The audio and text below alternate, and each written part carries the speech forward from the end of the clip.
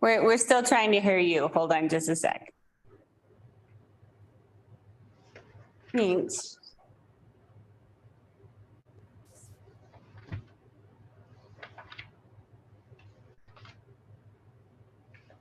Let's go. We lost that one. What's wrong? Yeah, just like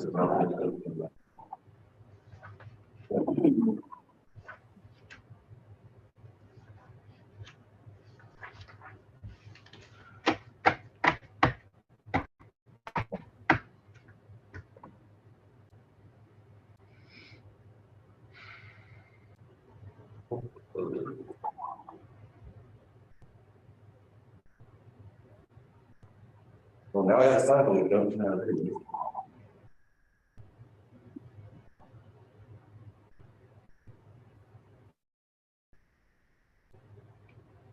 Yeah. Put it in right there too.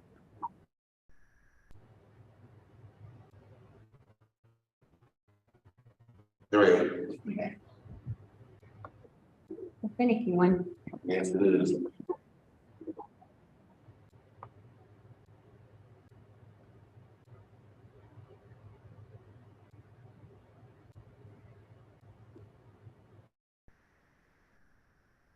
Meeting is being recorded. All right, Jim, can you hear us? Okay. Absolutely. Good morning. Oh, and we can hear you. Perfect. All right. Morning, team. Good morning, team. Everybody have a good weekend? Yes. That's the correct answer. So we're going to start our finance committee meeting. It is 9:05 and we have everyone present. So Dana is here, Trustee Cranker's here. Trustee Harper is here and Trustee George is here. Also in attendance are myself and Town Clerk Matt Green. Cool. So first on our agenda item, we have our draft budget. And then we were going to talk about well, there's going to be a lot of stuff to talk about within this budget, but this is our first working draft to kind of manipulate and go through. And then also we'll be talking about the nonprofit requests as well, because that is time sensitive. So is everyone okay with that agenda? All right. So on Friday, I sent out a copy of the draft 2023 budget. It was noticed so on MailChimp and can be found in our Google Drive.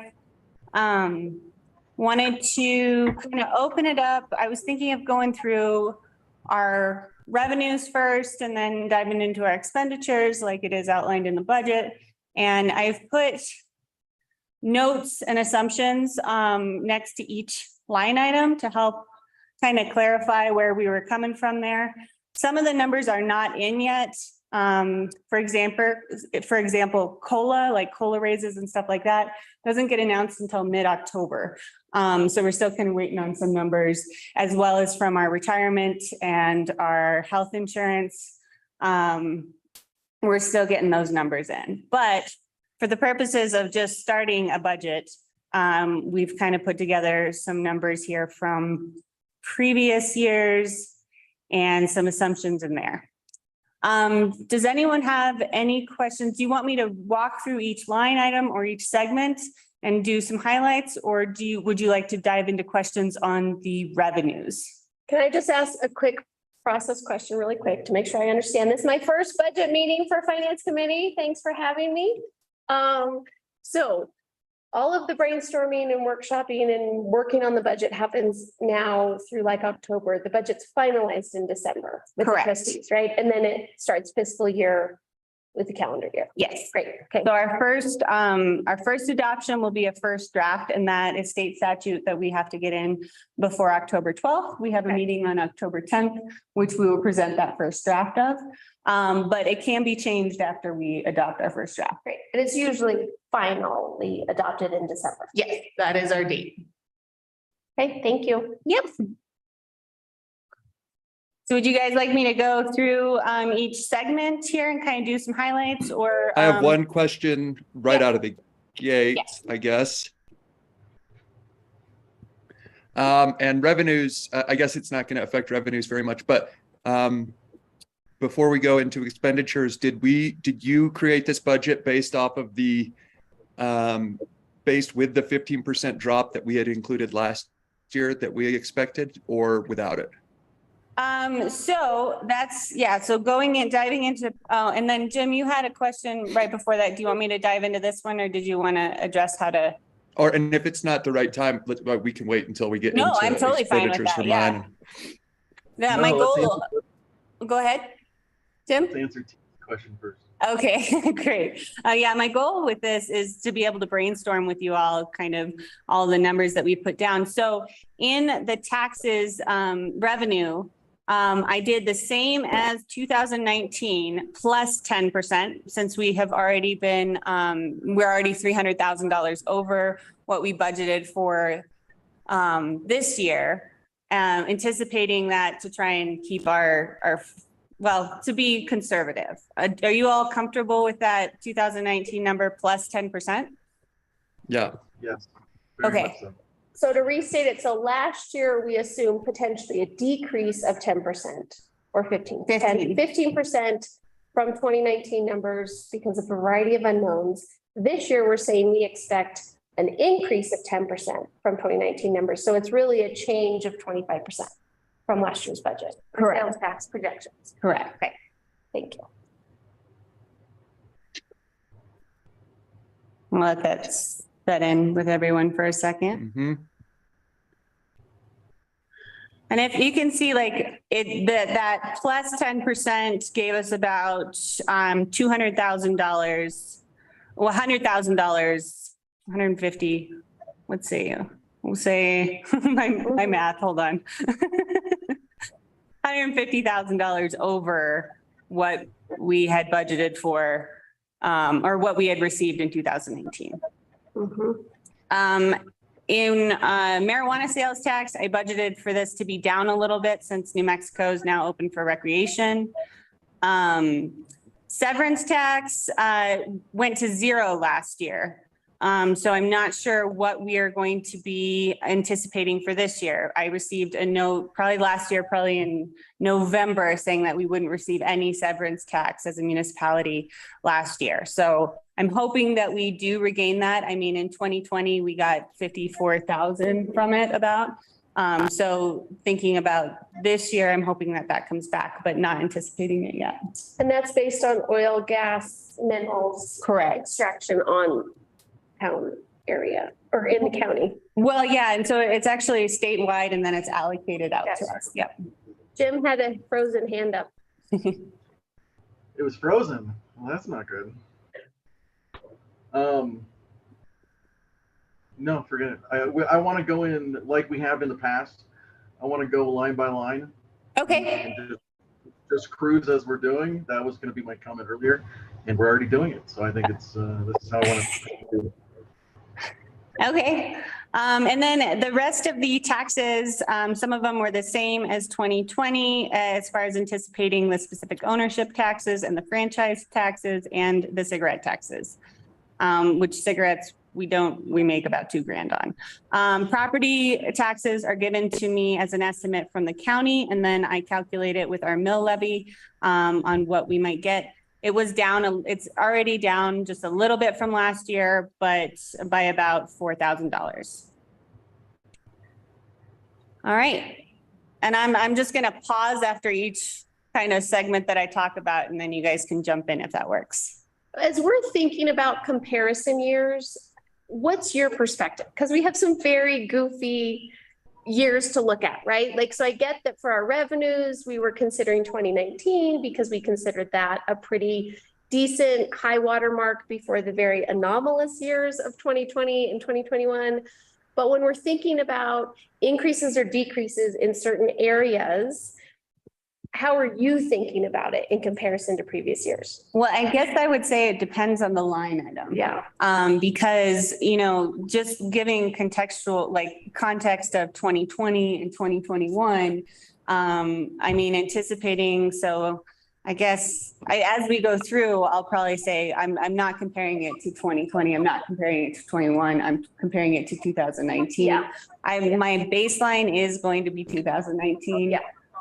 Moving forward, because I feel like that's kind of that new level of income that we've seen in our town. Gotcha. So, Yeah. Jim and Tyler, do you have a different perspective on when you look at this, what years you're comparing to or how you're putting it into context, just to help educate me? I think, like Gloria said, 2019, last year when we were doing the budget, we looked at it for a while, and that was where, we had seen this gradual increase, and then 2019 was sort of where and it wasn't leveling off, it was still increasing, but that was a good year to go on because of the COVID years. Those were too difficult for us to, there were anomalies. The rest of the country did pretty poorly and we actually did really well, and there's a bunch of reasons that went into that, but I didn't think that we could sort of use those to build a new budget off of, just because they were so, they were such outliers. But correct me if I'm wrong, Gloria or Jim. no, you're right. Yeah, so. Thanks. All right, and then going down to license and permits, as you can see, there's been a reduction in our liquor licenses, and that is due to the reduction in actual places that have liquor licenses this year. So we budgeted that the same as 2022. Then we go down to professional and occupational licenses. So this is our business licenses. To date, we've collected 22,886. So what I did was put this to 23,000 to hope to kind of encapsulate what we've had to date, and then hopefully we'll get more than that. Because these are typically fees that are paid every year. Yeah. By businesses that are operating in town. So you expect that to Correct. continue unless people close down. Correct. And then lodging fees. This I anticipate to be a little bit down this year because we did have a couple of, like for example, Red Mountain RV Park didn't start taking reservations until later in the year. So they've been kind of half full, and potentially like OHVs might have been a factor in that as well. So I budgeted just a little bit down. So same as 2022. Even though in 2021, we collected that 85,000, I don't anticipate us to collect that as well. So I did do it a little bit down from 2019 as well. Building permits, even though we are at August to date, the 49,000, I put in 55,000 just to be on more of the conservative side. As you guys get to know me through my budgeting, I will be conservative. And if you ever want to boost it up, let me know. But I feel like if we were to keep at the same rate that we're going right now, that might be a little unsustainable. So I'm bumping it down just a little bit. I think too, this to me stuck out as just important to consider as the community thinks about how we've increased some budgets over time for staff time, right? Our building department and all that. This is a direct correlation to that, right? Like if building permits have doubled since 2019, that's a pretty significant indicator of what's going on in town hall for that workload. And so. Yeah, and so traditionally, when I show you when I present the budget, you'll only see the last 3 years, but I really wanted to show 18 in there as well so that you all get kind of a good contextual look at this. Okay, going on to miscellaneous permits, same as last year. Marijuana licenses, we have budgeted for about 2,000, so same as last year. And then vacation rental license fees, since we currently have it capped, we're at 16,100 again. And like Dana pointed out, some of these, and I tried to double check that they were all adding the same, but some of them don't add, I guess there's one, the Kendall one, that doesn't add all up. But if you find any anomalies like that, please let me know. The Excel spreadsheet's pretty big, so I noticed that I hid the housing coordinator position and then had to unhide it. So you guys didn't see that in your budget yet. Okay, we'll keep moving. I won't get distracted.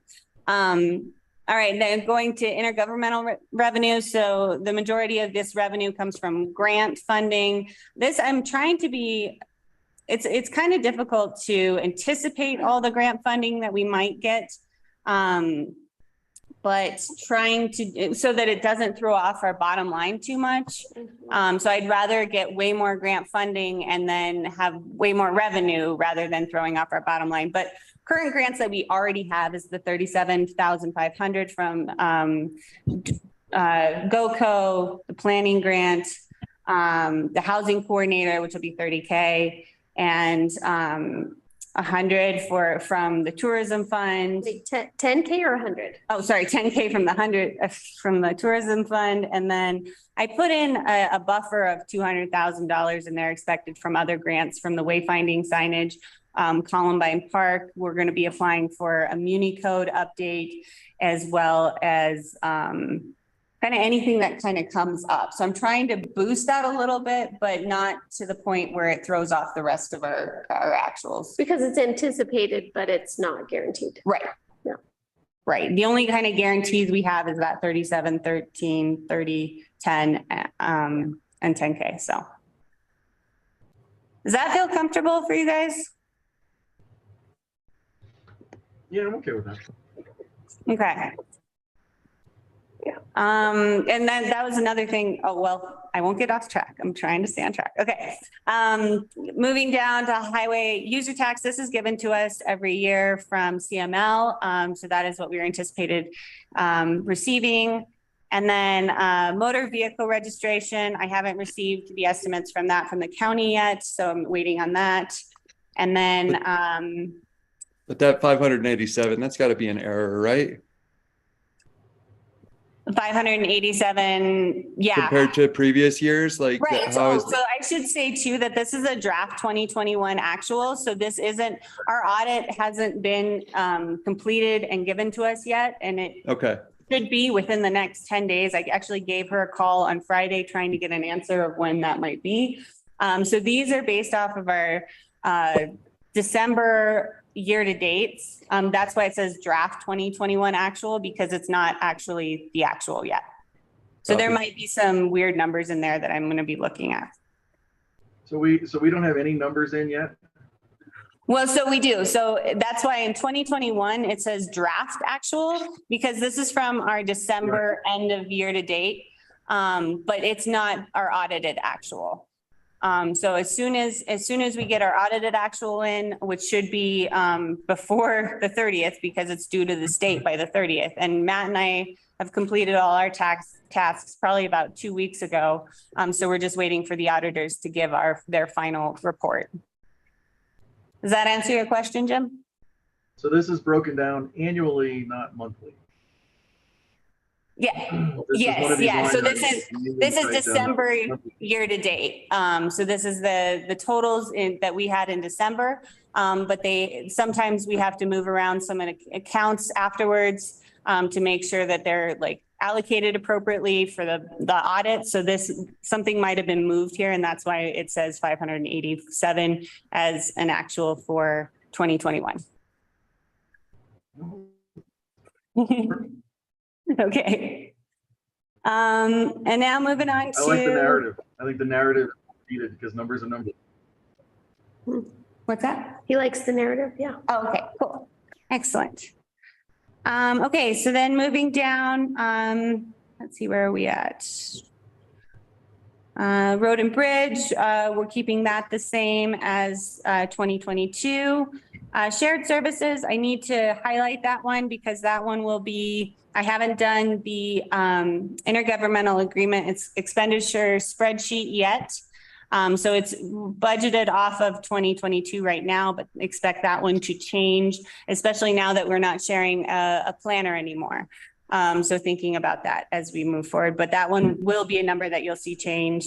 And I don't anticipate, usually in years past, it's been like, we either get a refund or we get or we owe the county. So we do that every April. But I will be able to calculate that out here soon, once Willie and I get together on that. And then Snowmobile Club reimbursement was based off of last year's, and the grant that they submitted this year for grooming. So they're still on board. Yep. Yeah, great. Yeah, and just waiting on any questions. We're good. So Okay, that's up largely due to grants we expect. correct. Correct, and probably as far as gas prices go, and that's really helps reimburse us for all the gas that's used, so.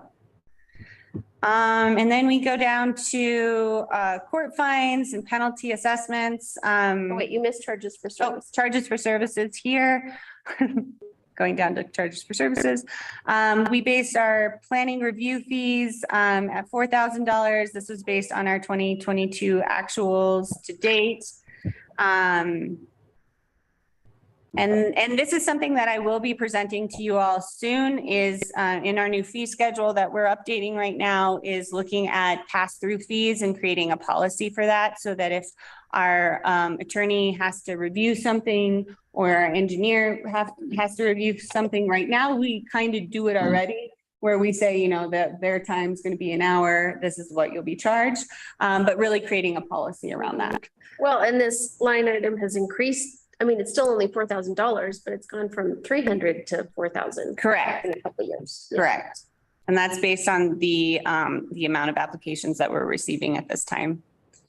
But I really want to make that a little bit more of a sustainable department. And there's an idea of pass-through fees and how you can have it for certain developments and then other developments you can waive like affordable housing and stuff like that. So we are in the process of researching that.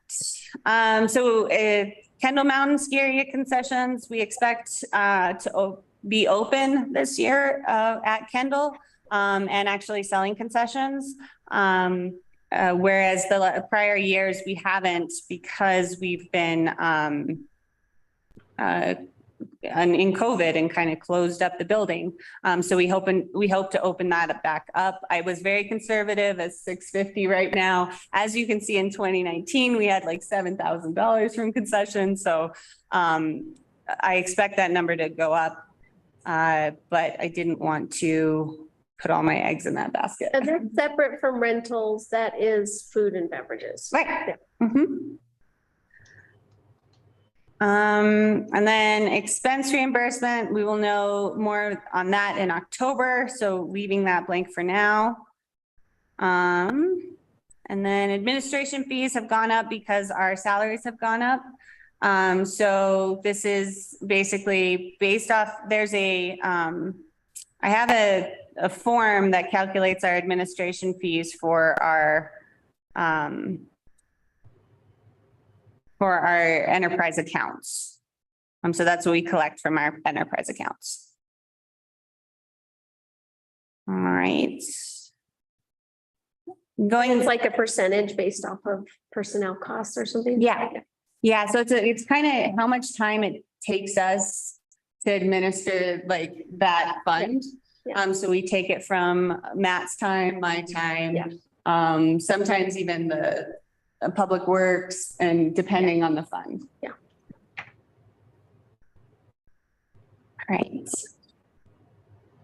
And then court fines and fees.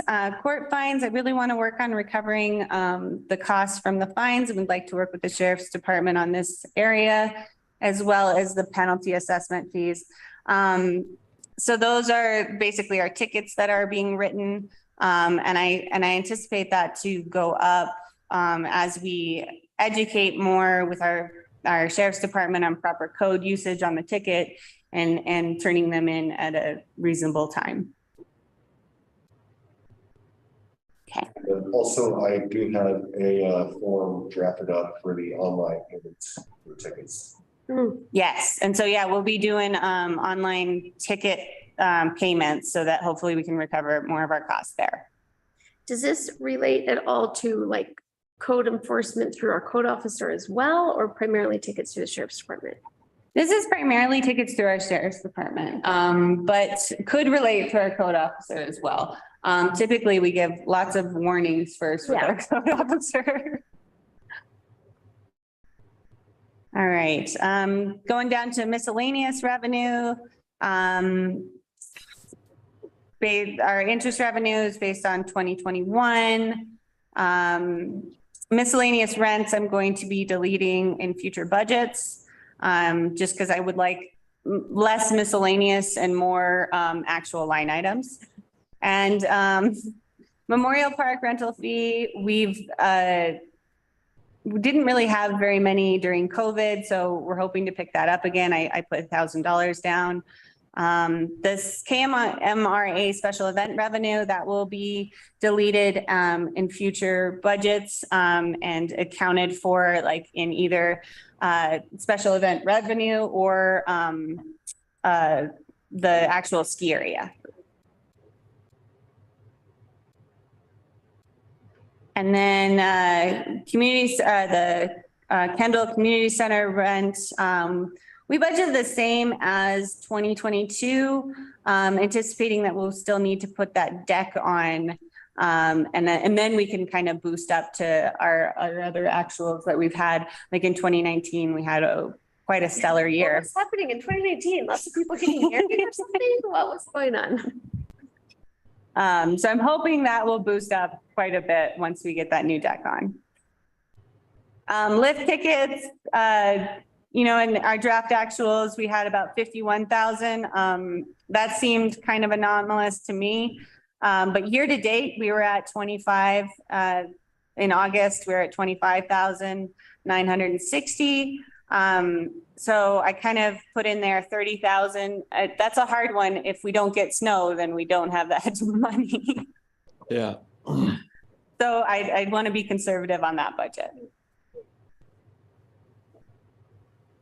And then Kendall equipment rental will now be separated out from lift tickets. And so that's kind of where some of that other funding will come from. Now that we have our new Fair Harbor system, we can actually separate out those revenues.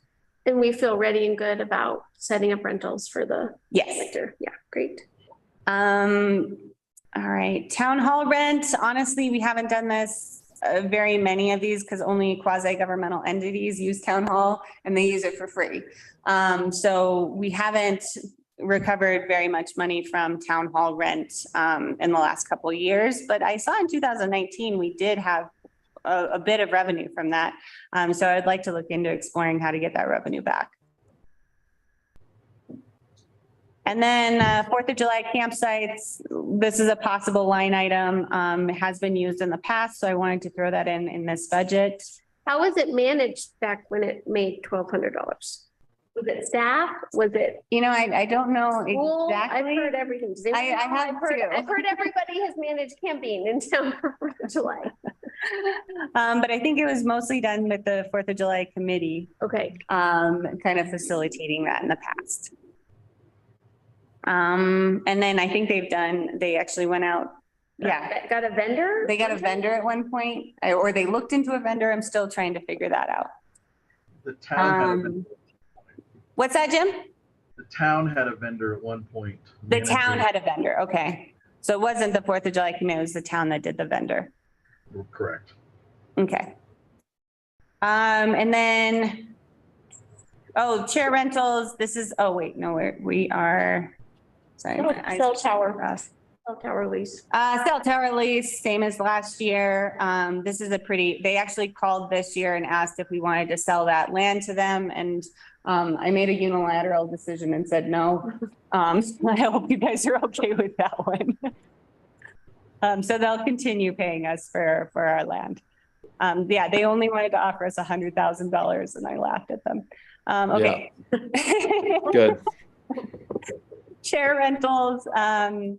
It was taken out of the 22 budget. This is like our replacement chairs that we get. So last year we replaced chairs last year. We don't anticipate having to replace chairs this year. We also had public works equipment rental about that. Right. Yeah, that's like. Public that's works, like yes. Lift and that kind of stuff. Yeah, so I'm looking for an explanation right now of why our August year to date is only $1,911, where it has been significantly higher in the past. It could be a coding issue, so we'll be looking into that. But I thought a conservative budget would be 15,000 and that's why I went down from 2022. And that relates to like increased building in town, builders renting it to use for Yep. construction. Is that the main use of it? I would have to ask Don on the main use of that, but I would assume so.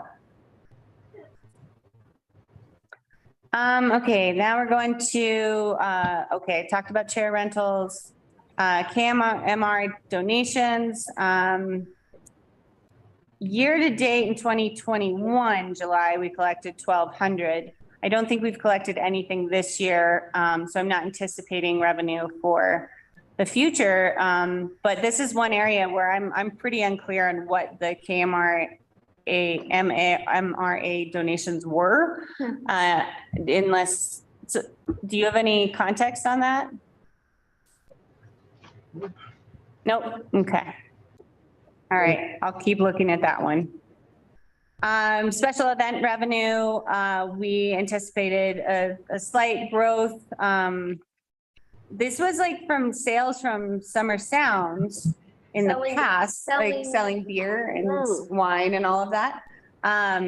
But so you can see like in 2021, it was down because we only had, I think, 1 or 2 Summer Sounds, and then we gave it to the creative district.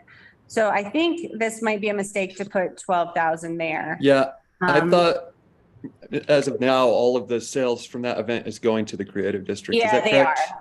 Yeah, Okay. so that might So I be a might delete dangerous, that one. dangerous estimate. I don't know. Mm-hmm. Unless we have others, what are our other special events that we get revenue from? So we could potentially get rid of revenue from our snowscapes, would be one of them, and boosting that up. But I might just delete that line item for or not line item, but that 12,000 for now. Okay. And then other revenues, I'm still researching this line item to see what has been accounted there. Like, I know we've had a lot of, so it's funny, there's a lot of line items that say stuff like, like our notary and, but those are only $5. So I'm still researching that line item to see kind of an accurate number for 2023. My sense is you would prefer to move away from miscellaneous and other. That would be the goal, yes.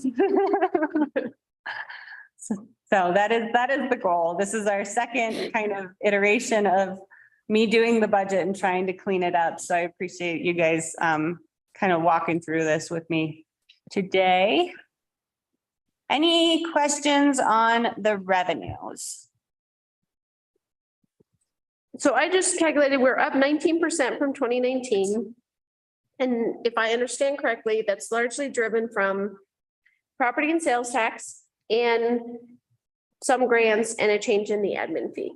And I would say just the sales tax on that, because the property tax actually went down a little bit. Oh, but from 2019. Oh, from 2019. Again, Yeah. which year we're True. to, Yep. yeah. Okay. I would just like to caution everyone again that sales tax revenues in comparison to 2019 should have an asterisk simply because of the massive amount of inflation that we're experiencing right now. It's not. I mean, yes, 19% looks really big, but in comparison, I'm when I do budgets, when I look at this, I am totally 100% conservative when it comes to figures. So I would just need to make a note of that. Okay. Well, and I think we could talk about inflation adjusted, right? That it's absolutely accurate, Jim, to say that like we're not just straight up 19% above. But inflation has probably not been 19% either. So it's kind of somewhere in there. Current inflation in rural communities right now is at 22.4%. And that's a conservative estimate. I think it's much higher, personally. That's just, Wow. Yeah. I mean, we in rural communities, especially in southwestern Colorado, we're taking the brunt of this more than larger cities across the United States. Just something to consider. It's budgeting season in our household as well, and I just did our family's budget, and our food costs are up 10%. Right, so food and dining, grocery stores and restaurant, 10%. So it's certainly a key. It's certainly something in there.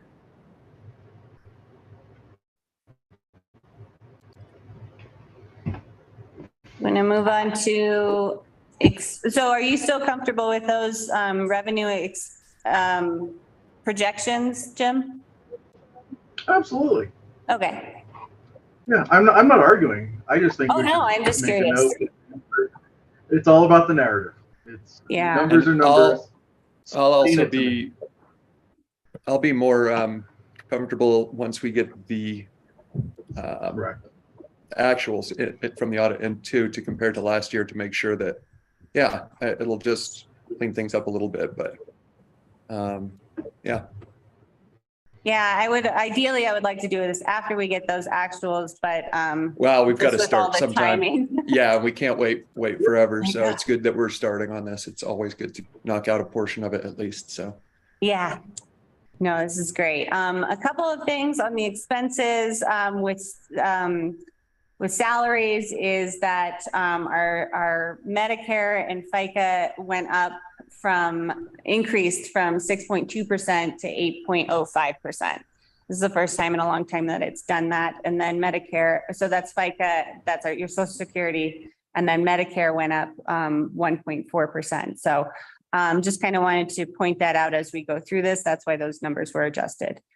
I left the town board regular employees the same as last year, unless you all would like to advocate for a raise. I was contemplating starting to track my hours for the year just for fun. Oh, I'd be really curious because I did kind of that analysis of how many meetings you guys went to and how much time you spent. So I would be curious.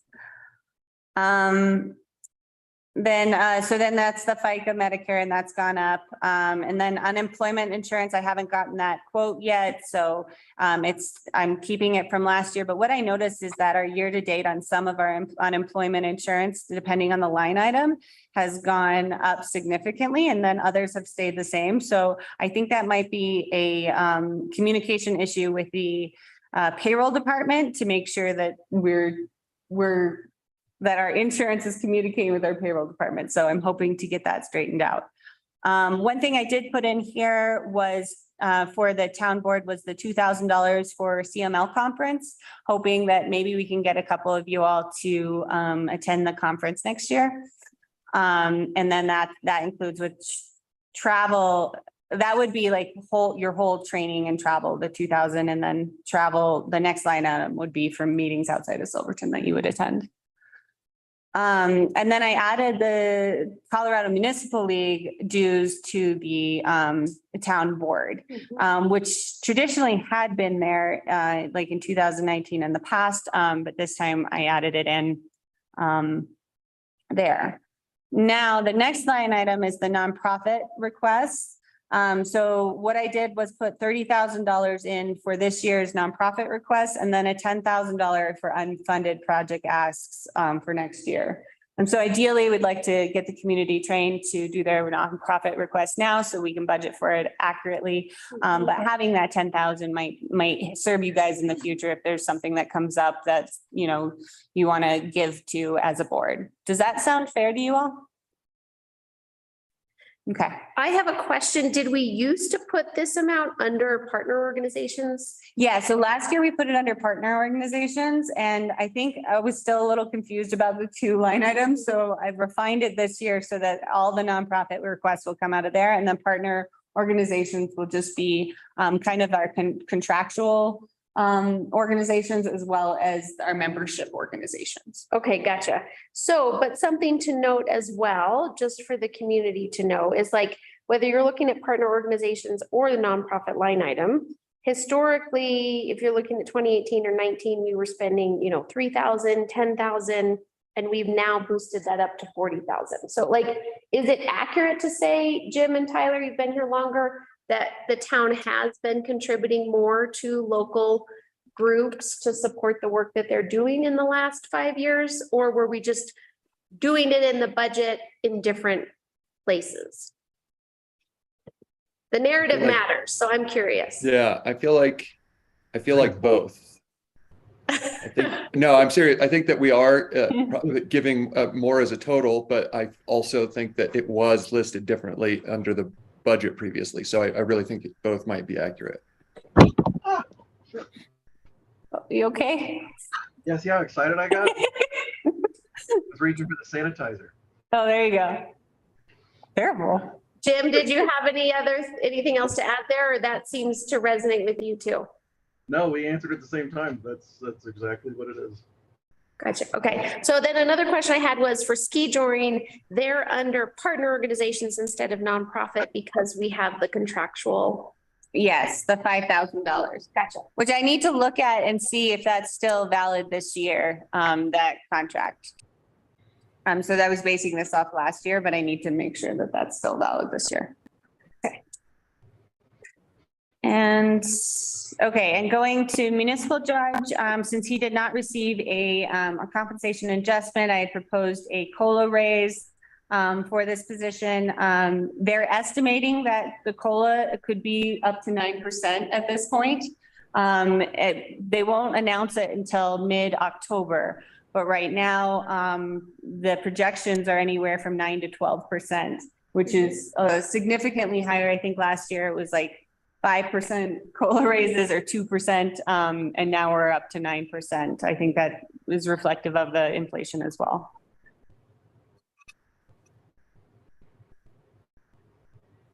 And then just working through the judge's line items, we did put down the organizational expenses, and that's like his organizational dues that he pays for, and has gone down a little bit, but year to date, he did utilize probably about 1,500 of this budget.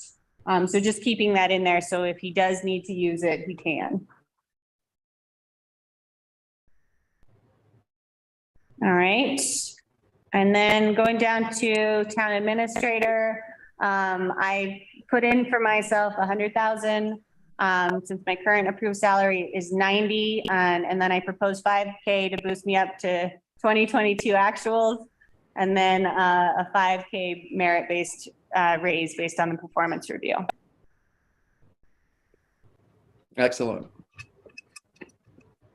Health insurance has increased 4.5%, and we're still getting, I do need to calculate out if anyone's changed because we're in our enrollment, our re-enrollment period right now. So if anyone changes their plan, that might change this budget just by probably $100, $200, depending which way. But just wanted to give you that information that that's gone up. I budgeted $1,000 to attend the CML conference with you all this year instead of the CCCMA conference. I would like to try the CML to see if that one is the one I want to be going to, or is it CCCMA? But I think that would be a really beneficial thing. I also boosted up organizational dues. That's our heater. Yeah. Old buildings, old heaters. Yeah. We're getting a lot of noise here in our building. A lot of background noise here. Then organizational dues, I did boost up to 1,000. I would like to be a member of ICMA, that they're the National City and County Management Association, basically. And they provide a lot of really good diagrams and graphs that I just would love to regurgitate to you all at some point.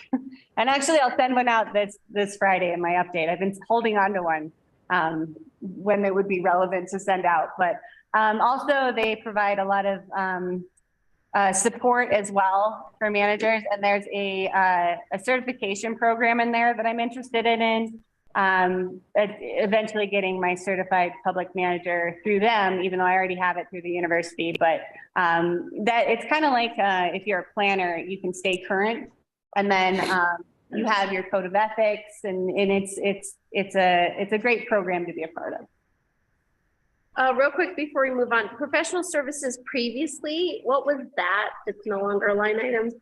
Sure. So in 2021, we contracted with both our interim town manager Okay. and the exiting town manager. Yeah. So those were both the professional services that were used in that line item. And when we're looking at the historic spending here, right, like 2019 is just 50,000, but it's very unusual compared to the other years. So if community members are looking at like, what's going on here? Was that just because we didn't always have those positions filled? Or Maybe. yeah.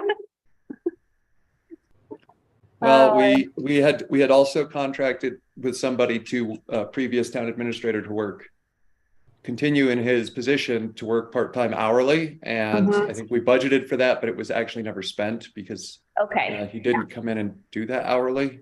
So yeah, a lot of it just fell on to the other employees. Yeah, so I can look at those and attribute it to town hall transition. Yeah. It was a transitionary. Yeah. Thanks, Jim. And going down to partner organizations, so this one, our Southwest COG and Region 9 have now combined, and our COG dues used to be like near $5,000 a year, and now with both, and our Region 9 was about 600 to 900, and now both of them combined, they're actually going to save us a lot of money. We're at 1,600 for that, and that's kind of why that went down significantly from prior years. And then looking at, this is the Small Business Development Center, it's usually like $400. And scheduling, we have a commitment of 5,000. And then I'm wondering, I was looking through everything, but am I missing any commitment that we usually have here? Where does the 4th of July committee go? They have their own line item. Line item, right, okay. Yeah, and so does Summer Sounds for the 10,000. They have their own line item. So I was just trying to go through, and I went through last year's. I have a binder where I put all the asks from last year, and that's what I came up with as far as partner organization.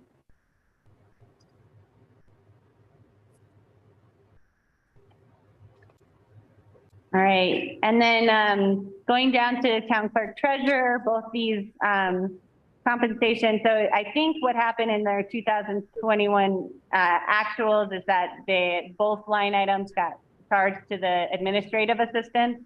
And that's why you see that $97,000 there and the $7,000 for the town clerk. So that'll be separated out hopefully when we get our updated actuals. But both positions were approved for their compensation adjustments, and that is reflective here. Only the deputy clerk is eligible for overtime as of 2022. Prior to that, the town clerk was on overtime as well. But now we have a salary that we feel is adequate, so we boosted that, or we don't have to account for that. Health and life insurance went up 4.5%, the new FICA. Still needing a quote from our retirement and our unemployment insurance. And then we have been using the CPA quite a lot this year. We have been trying to organize and figure out our accounts. So we are over budget this year for our CPA at $34,785 when we budgeted for $25,000. This was kind of an unavoidable expense as we were trying to get organized. So I budgeted a lot more next year, and then hoping to get Matt probably versed enough so that we can kind of start pulling away from that CPA a little bit.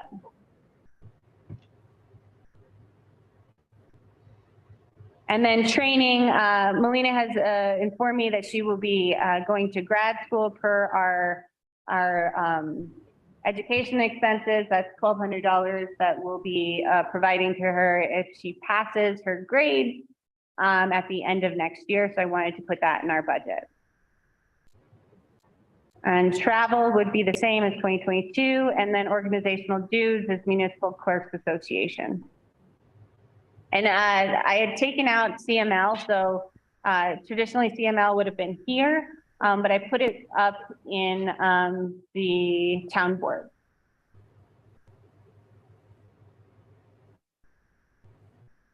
How we doing? Doing good. All right. All right, going to elections. I did, even though it's not a traditional election next year, I think it would be wise to keep budgeting for elections. What are you saying, Gloria? Just in case. Just to have it as a budget line item. And so that's kind of what I did. I increased 2021's actuals by about $300 and then averaged out the printing and binding. Okay. I'm still trying to get clarity on what the support agreement is in our financial administration. This is mostly handled by our accountant. So I kind of did the year-to-date actual and what we did last year to estimate for this year, but I would really like a concrete, like why we're budgeting for this. So that'll be discussed with the CPA. And the bank charges as well. Like, is there any, you know, when I see lots of fees in our personal budget, I'm like, wait, how can we not pay these fees? Right. That's one thing I want to check with her as well now, especially too. I mean, we've switched banks, so I'm really curious on why we would still be paying that, but we are, because our year-to-date actual is 10,000. So I'm diving into that one right now. For legal, our year-to-date actual is 19,871. We had estimated 40,000. I don't think we're going to hit that this year. So next year I did budget for 36,000, but it's something I wanted to discuss with you all because I might be bumping that up again. I thought about it over the weekend and was like, we've got our whole code rewrite next year. We're going to need legal. And I don't know if I can write that into a grant for funding for that code rewrite, but we are going to need a lot of legal next year if we're thinking about rewriting our code. So that one might be adjusted. I'm going to look at the numbers for that. Yeah, my question was sufficient? Question mark. Yeah, so that is going to be something that we need to look at next year, probably raise that one. And we might need to look at like a specific land use and development code attorney for that so that we have maybe like a supplemental contract to our current contract. Yeah, and that may also help in the future if we can have a separate line item for a separate legal counsel for updating the codes, then we'll be able to remember, oh yeah, that's why we spent, you know, 60,000. Oh yeah, maybe make it another line item. I like that. Just especially if we hire a separate attorney to help with that. But. Well, and someone that has experience and knowledge in that area might be more efficient in their billable hours. Right, and we've traditionally charged the water attorney's time in our water and sewer. But we're going to be using them more next year too. So just conceptually trying to think like if we should be taking it out of general fund versus water and sewer. That's just something to kind of keep in mind as we move forward. Well, and again, if we're seeing building permit fees going up, we've increased the building department budget. That's a sign that we're anticipating increased development, which could come, and code rewrite, which comes with increased legal needs.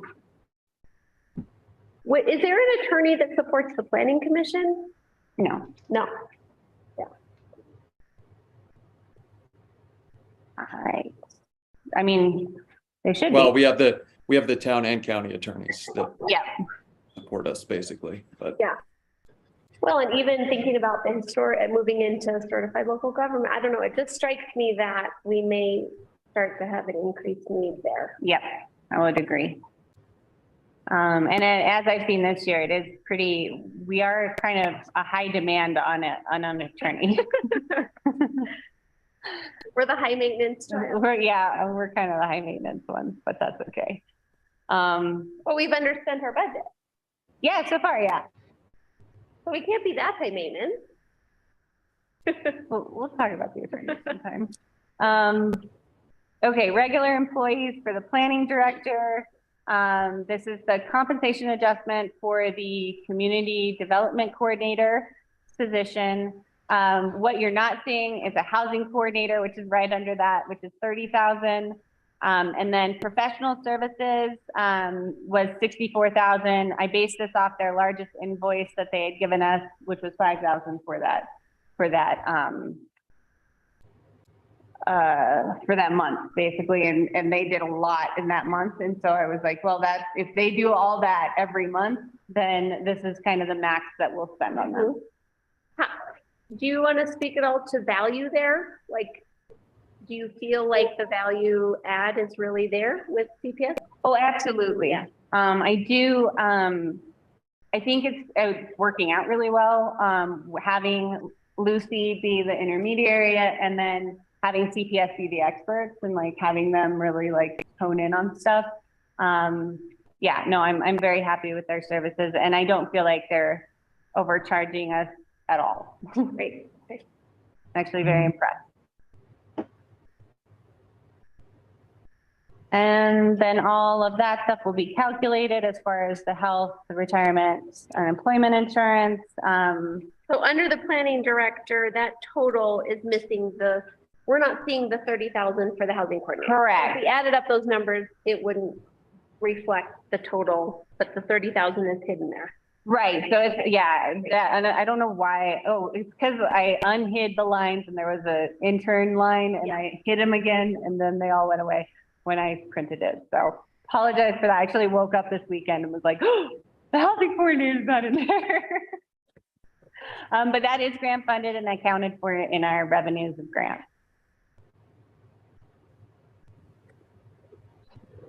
All right, now going down, sorry, I'm getting my lines confused here. I did budget 1,500 for APA conference in September for Lucy to attend as part of her training. It's Colorado APA local chapter conference, should be beneficial to her. Our legal postings have gone up dramatically in the years. This is where we pay for all of our legal postings, and since we've received so many more applications, we're boosting that up. Printing binding, same as 2022. Travel, we put 300 for additional training. So like this year I sent Lucy to a housing kind of conference, like a local little conference. And then I hope to be able to send her to a couple other things regionally and utilize that money for that. Organizational dues, we didn't anticipate any membership this year for that position, and then $500 for books and periodicals, and then we didn't anticipate any more machinery or needs. So we reduced that by 1,000, I guess.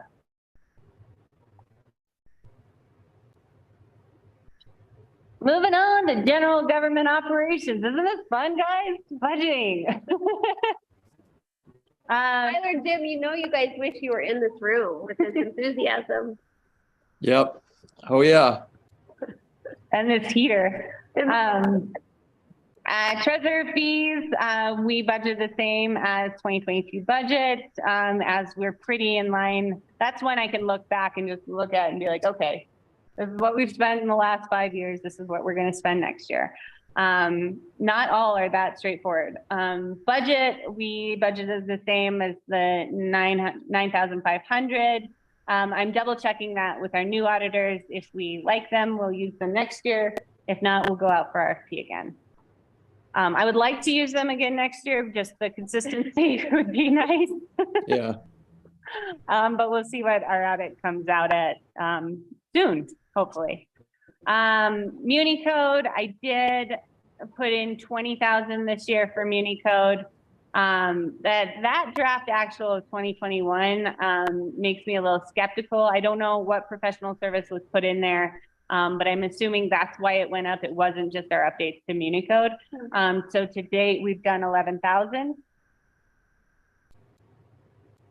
So that one might still be working on that line item. Securo was, okay, so Securo, our IT was put in that category.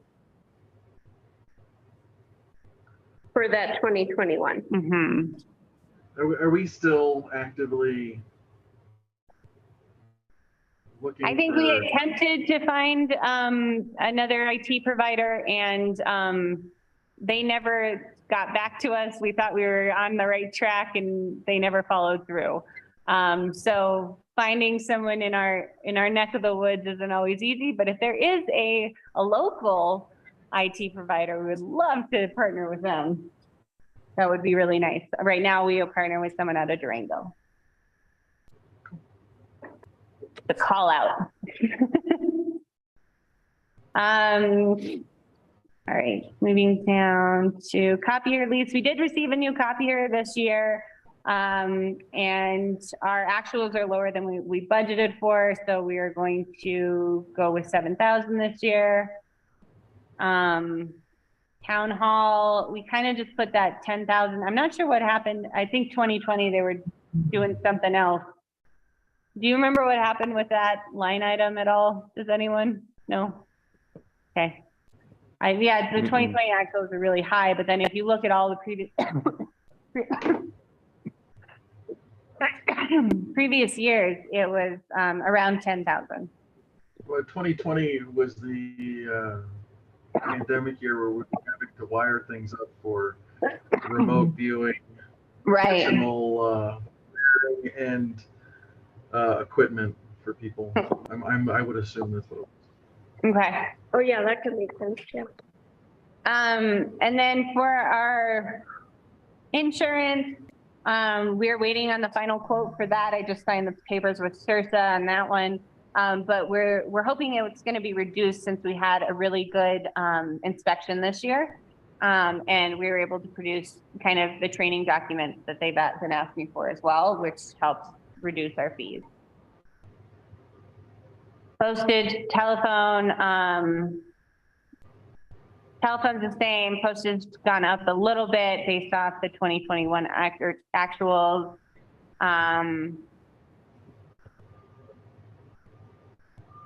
Office supplies increased based off 2021 actuals. I think it's just more people in the office now, so we're using more stuff. But machinery, we're just keeping it the same as 2022. And then I put in another line in there that, well, it's traditionally been an other line item, but I wanted to see if maybe we could use that for citizen engagement. So to do like citizen engagement nights, to be able to pay for the food. Right now, it all comes out of our office supplies, which isn't very transparent.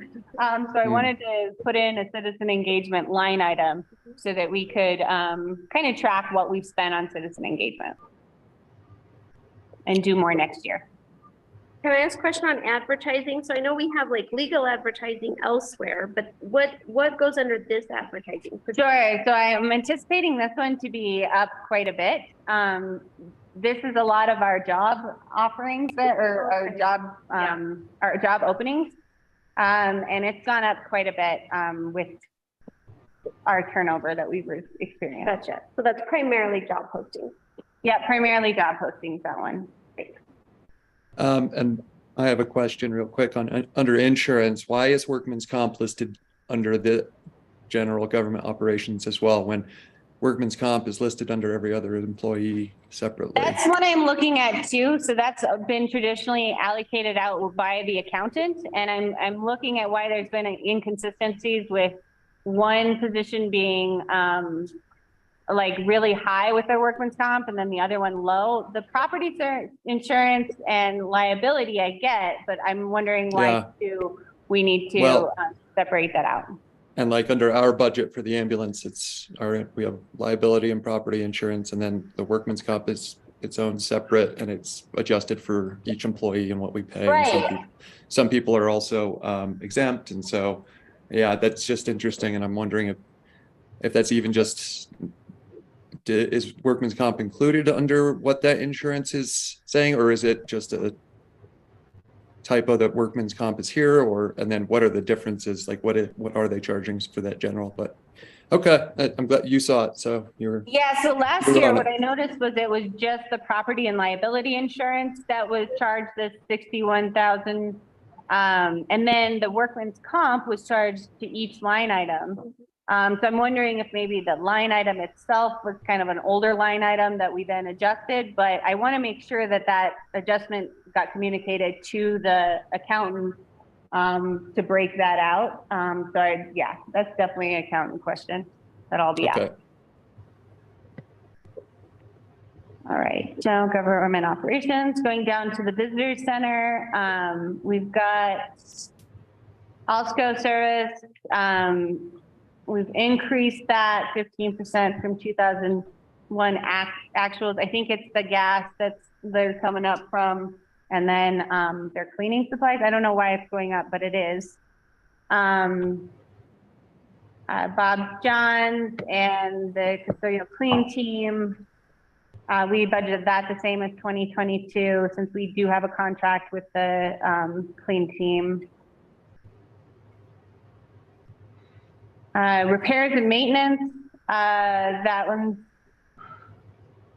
let's see. Oh, we anticipated some additional repairs in 2022 of the visitor center.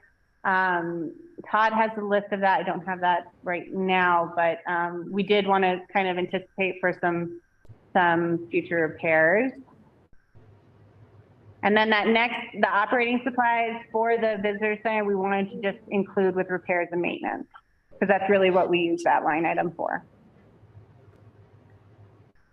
Electricity, it's interesting. I was reading a lot of articles on electricity and anticipating that to go up. So I might be adjusting all of the electric line items here as I get more information on that. But there was some projections that electricity will be going up, but I want to make sure that SNPA is kind of in that same category. Propane, we increased last year 30%, or 22%, I think we increased last year. So I'm confident with our numbers, given our actuals, that we can keep that line item kind of the same. And then we have the chamber contract at $42,000, same as our 2021 budget. I haven't run these numbers by Deanne yet to make sure that that's how she can still run the visitor center, but that's what we traditionally budgeted for. And that's staff time. That's staff, yeah.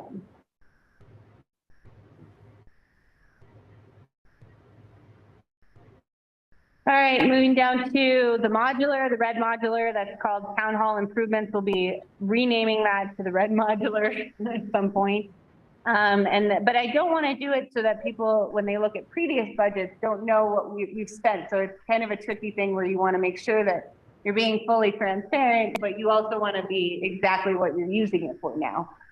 So there's a balancing act there, which I'm sure I'll get better at in my future budgets. Operating supplies, we did put 600 down for our internet over there that we are providing for the seniors. And then I just wanted to note that the 2021 actuals reflect the reimbursement for the ADA ramp that was put up to facilitate the senior center. Electricity, we put 1,000, 2,000, just anticipating the more use now that the senior center is fully functional. And we do plan on doing memorandum of understanding with them coming up, because I think there was a agreement that they could use it for like the first year, and then we would talk about kind of how to use it afterwards. But they're pretty settled in there. It's looking really good. And I'll be talking to Carrie here soon about a memorandum of understanding, so that at least we have some kind of contract of them using that facility and how it takes time for the additional use on our staff. And is that an MOU with the AAA, like with the Area Agency on Aging? Yep. Or, yeah, okay. Yeah, that would be with the Area of Aging through Carrie. Great.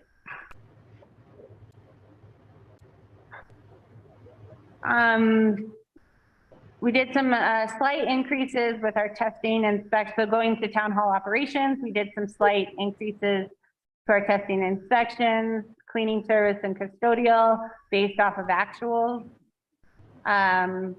We do plan on repairing the front steps, the rotunda and cornice paint and skylight repair next year for town hall. So that's why that increased.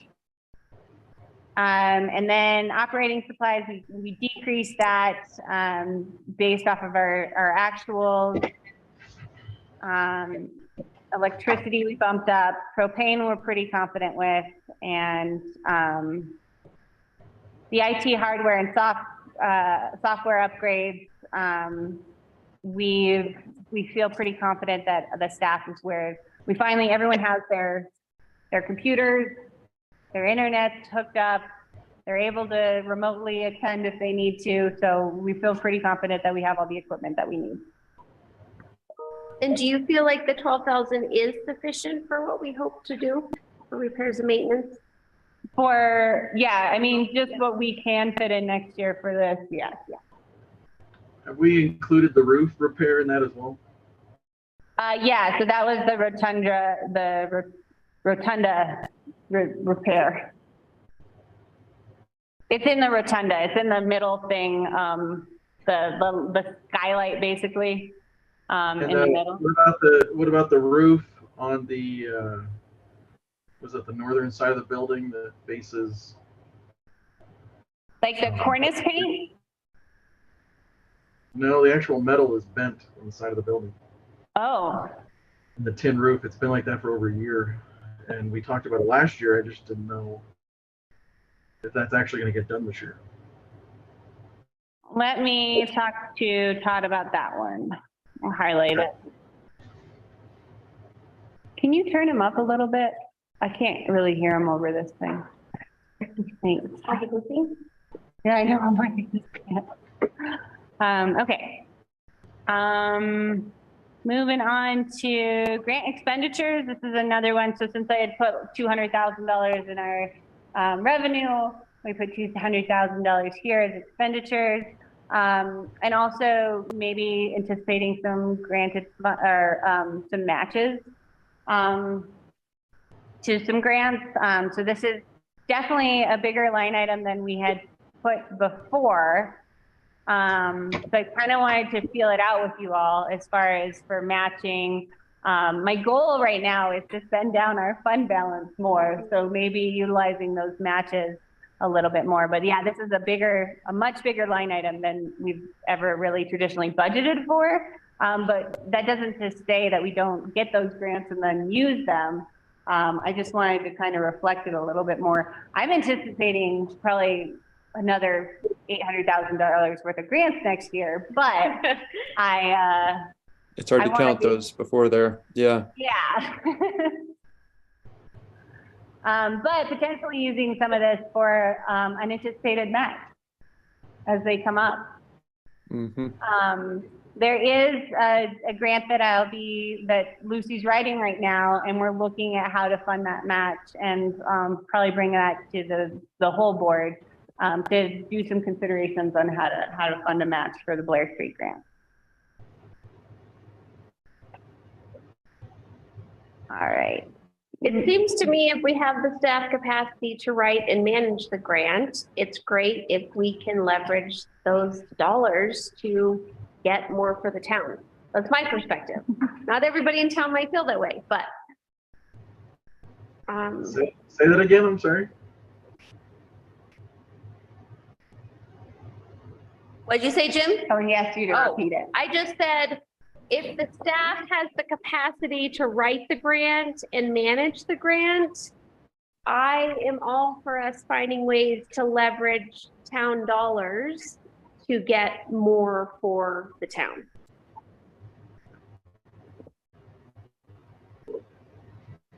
So I guess I should say, like, I'm playing with that line item to see kind of how it works out. What I saw was, go ahead. I'm actually surprised that it's only, like, as far as matching funds go, it's only 200,000. Like, I know for us at the ambulance, we survive off of grants for new equipment and training, and we match. We'll match up to $100,000 in a year quite easily to match our grants, and then we'll make sometimes up to $500,000 or more off of the grant funding. So, but there's always a match, whether it's a 90-10 or a 50-50. And so I'm actually surprised that the number is that low. I mean, I'd be happy to boost it up. Well, it's good to start low. And then if we're really successful, then, because again, it is one of those things you can't, like, we've gotten to the point now where a lot of the grants that we apply for, like, we know we're shoo-ins because we've been doing them for a decade.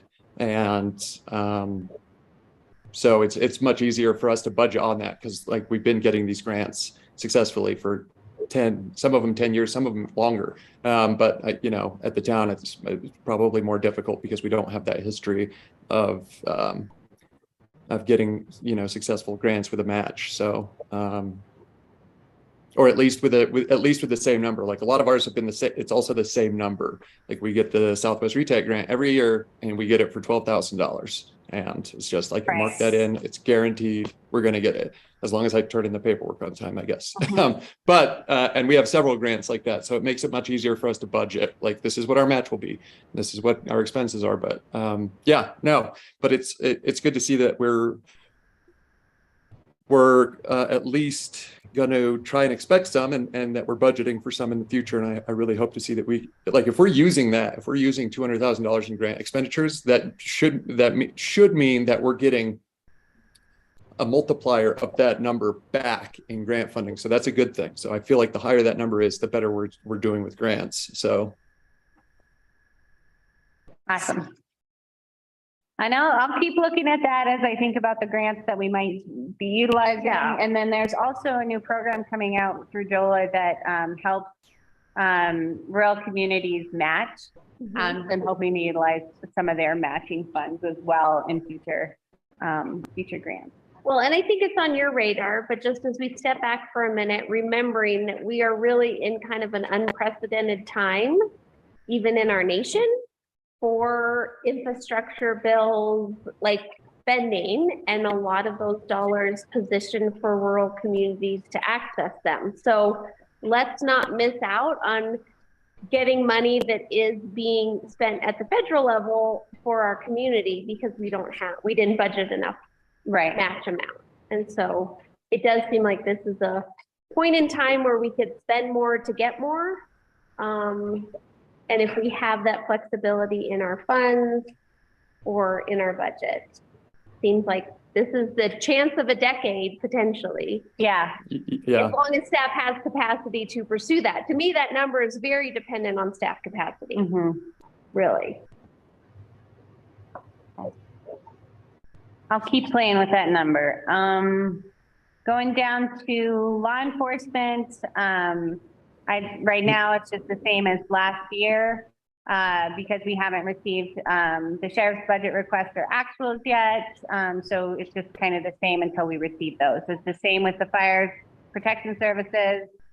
We've not received the fire department's budget yet, and nor should we at this point. Like, they have time to do this.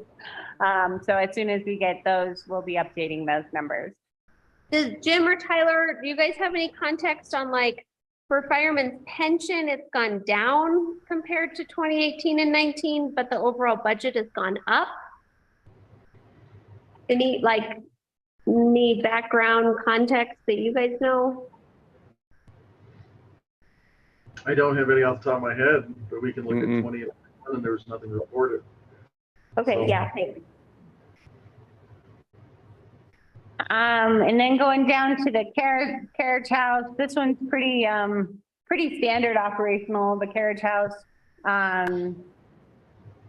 So just repairs and maintenance, we did increase from 2020 based off the actuals in 2021, making sure that we have enough money for any kind of maintenance that we might encounter. Building inspector, we have the compensation adjustment for the salary that was approved in October 2022. That'll go into effect. And then part-time seasonal employees would be our fire inspector at $35 an hour, part-time seasonal.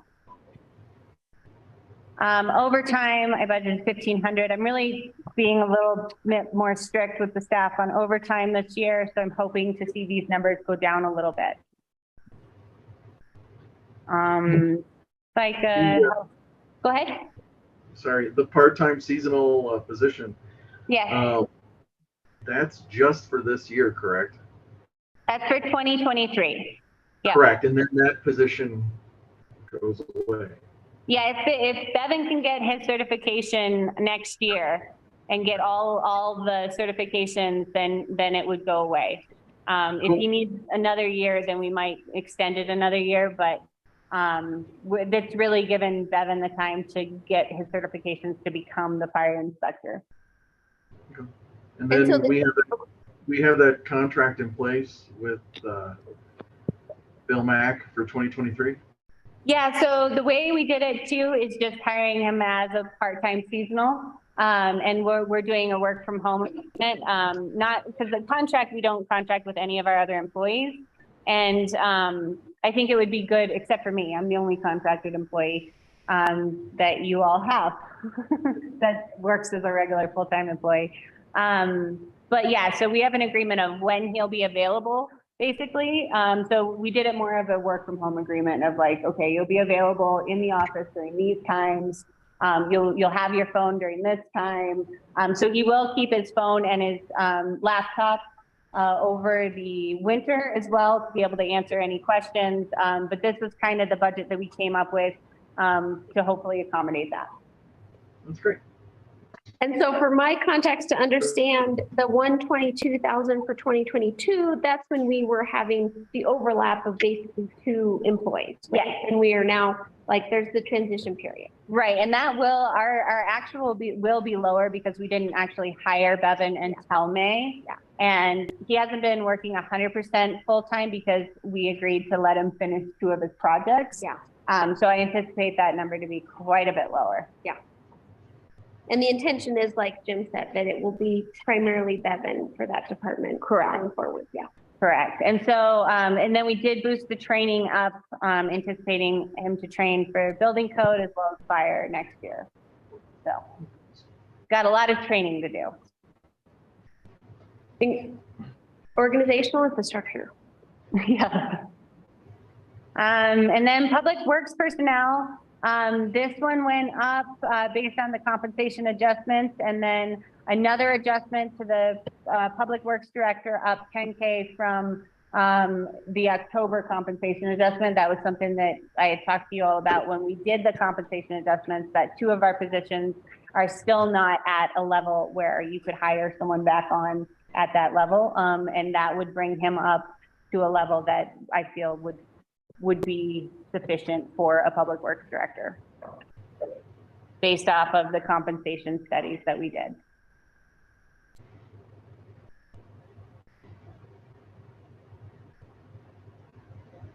And then going down to overtime, I'm budgeting the same as the 2022. I would really like to reduce this number quite a bit.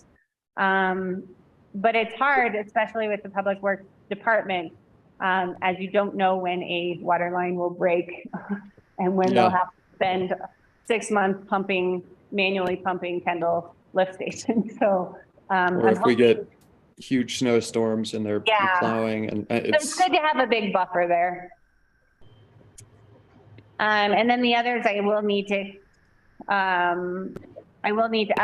I did add a little bit more to the travel, anticipating some possible trainings to send them to. We have these local trainings through CIRSA and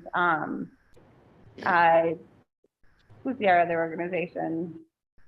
There's a couple like regional trainings for like safe driving, plow, like all these other kind of regional things that I want to have a healthy budget for to send employees to get trained. And they're usually free. It's just sending them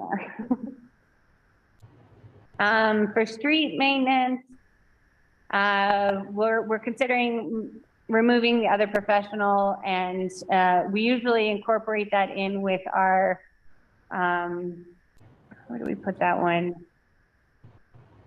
I forget. I'm sorry. I'm starting to lose my thought here. But we're considering removing that line item, and we'll be putting other professional in the actual, so if it comes out of water or sewer, rather than coming out of from here. Safety training, we budgeted the same as 2022. I think the biggest thing, this repairs and maintenance, we like to keep a healthy budget here because we never know what's going to hit us. In 2019 is a great example of like $94,000 that we had to do a lot of repairs on. But this budget includes the cracked seal.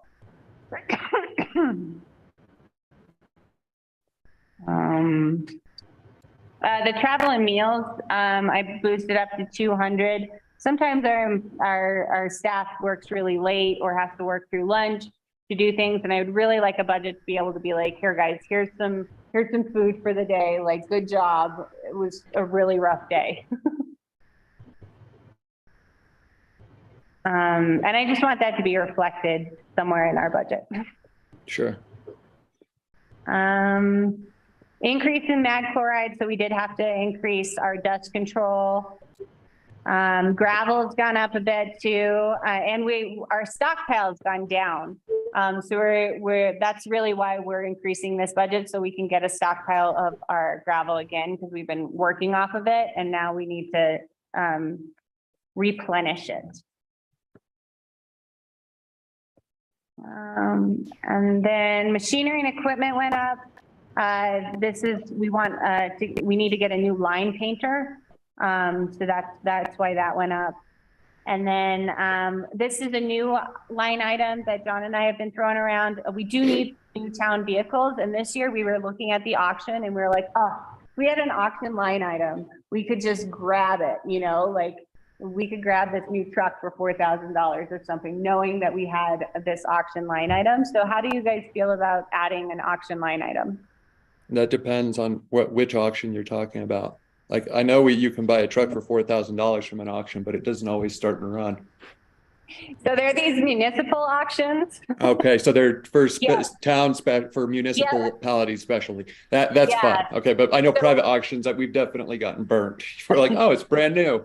And you're not allowed to start it or look at it. You just buy an auction and then all of a sudden you realize it doesn't have an engine. So we did ask for like unexpended funds this year for those two big trailers to store things into, it was one trailer to store things in.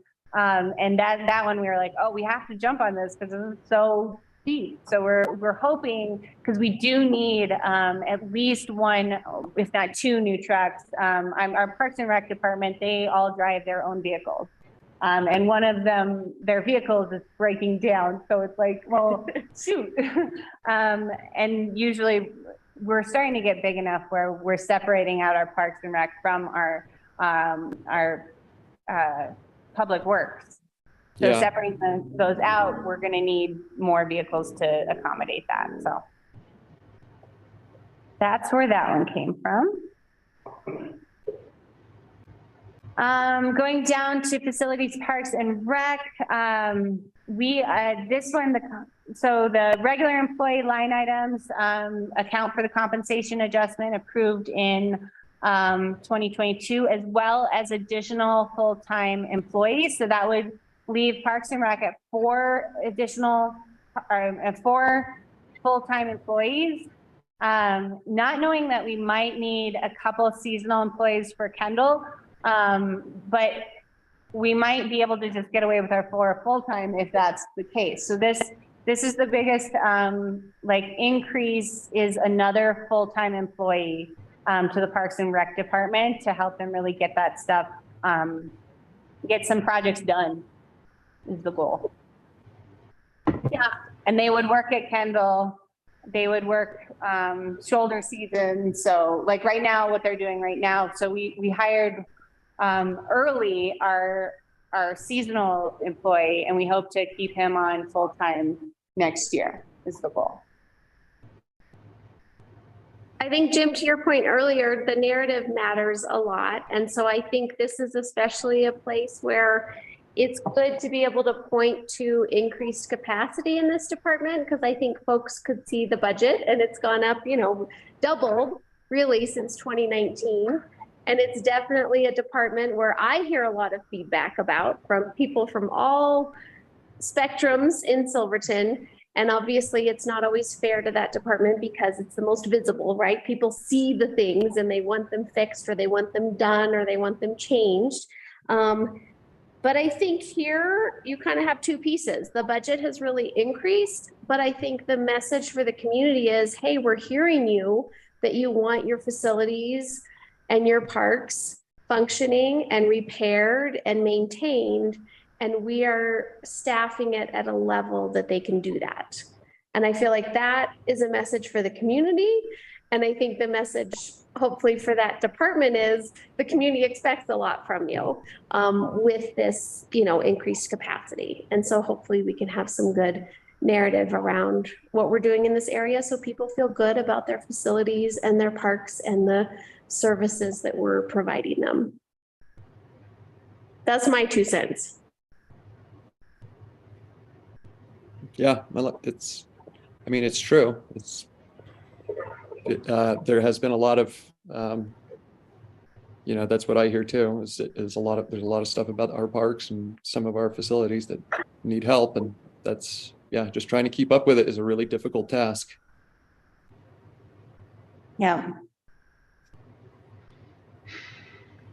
And the rest, Jim, did you have anything?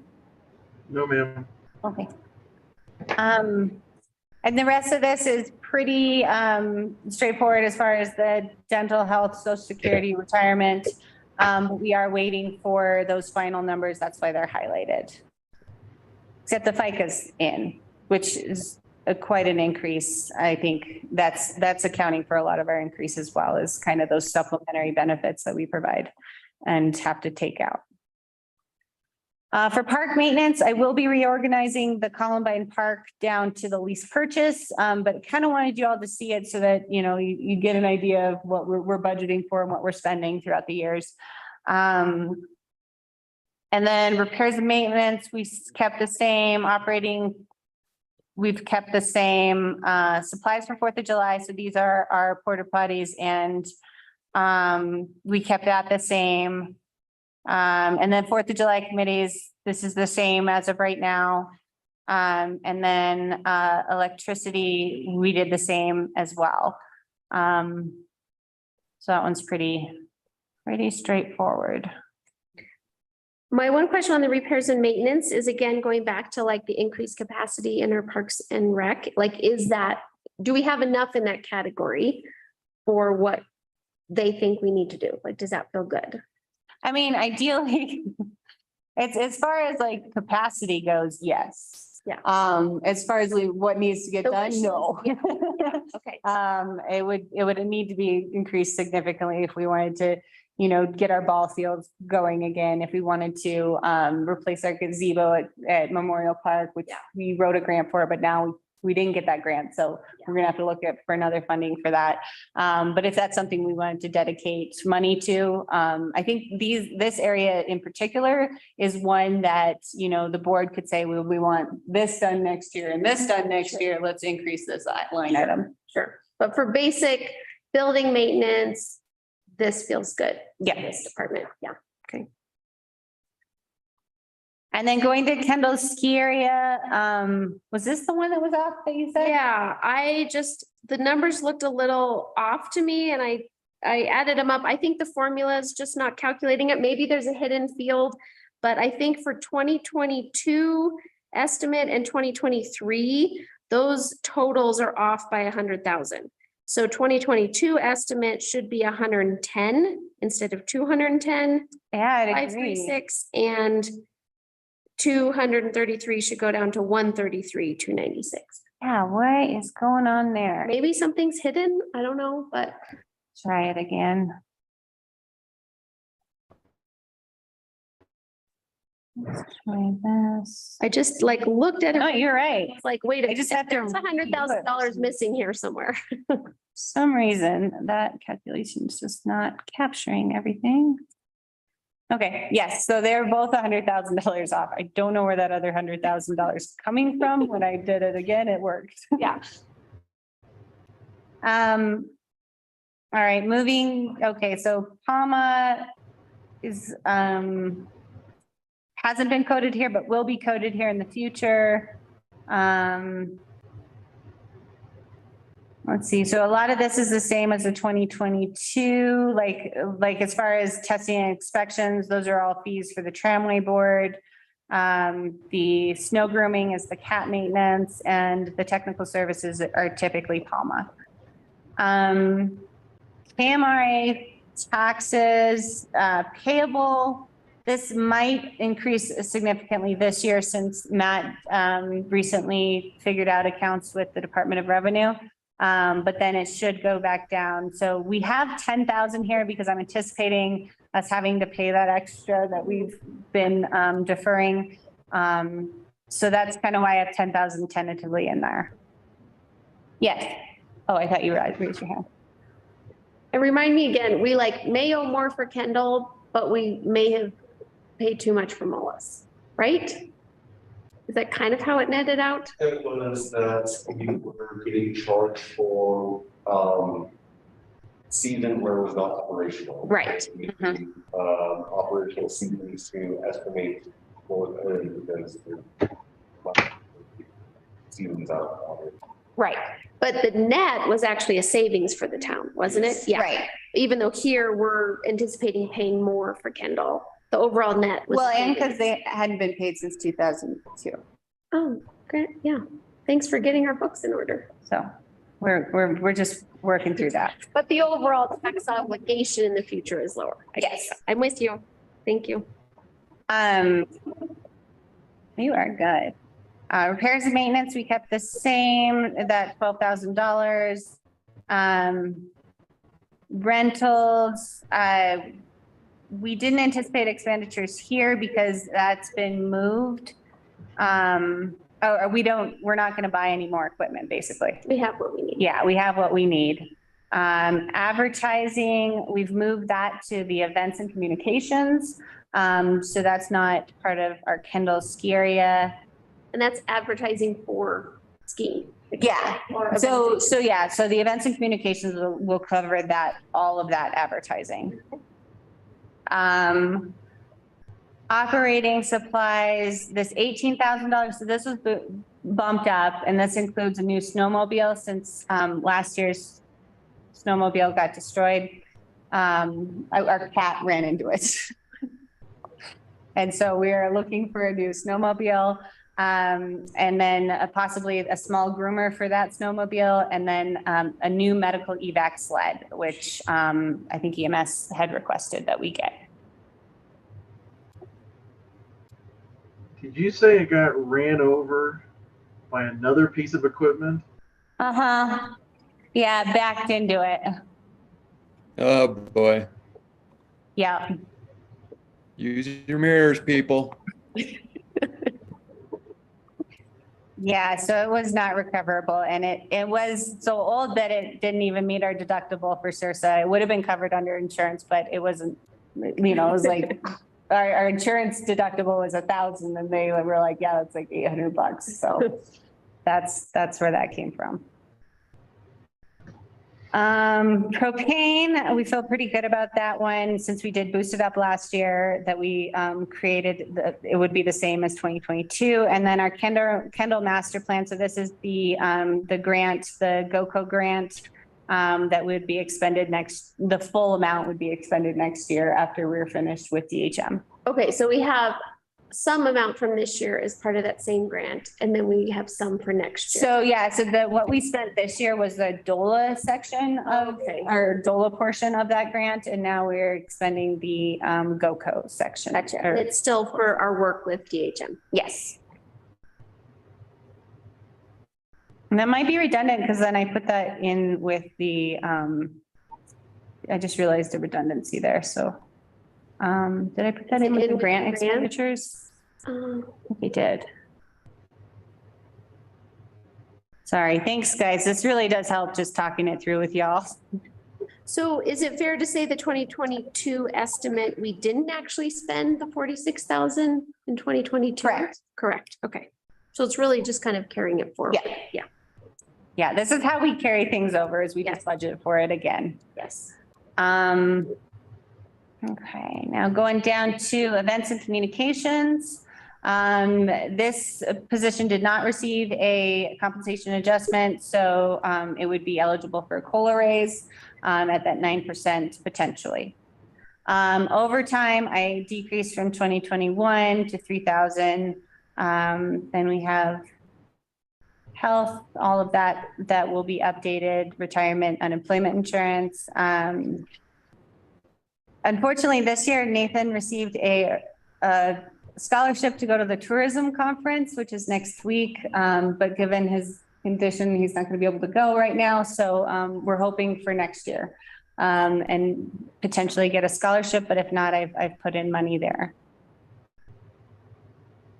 Creative District, Summer Sounds is in here. The professional services for the Benson Communications, that includes like design work and mostly design work, honestly, in the advertisements, which is cool because now there's this new free program online that's Canva, and you can like kind of get the same quality design and get it to the right pixelation or whatever pretty easily. So we're hoping to use less of that. Operating supplies, we did the same as 2022. Replaceable furniture, this is where we will need to replace some of our event chairs. So we put some money in that, and then we increased the snowscapes fireworks budget to include some operational supplies for snowscapes itself.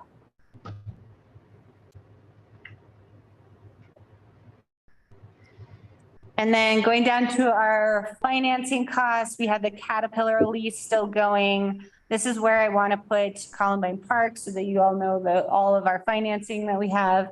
We have a Kubota tractor, which will end in 2022. We will likely get another one next year, but that lease payment probably won't be due until 2024. So nothing's expended this year for that, and our cat backhoe as well. The lease ends in 2022.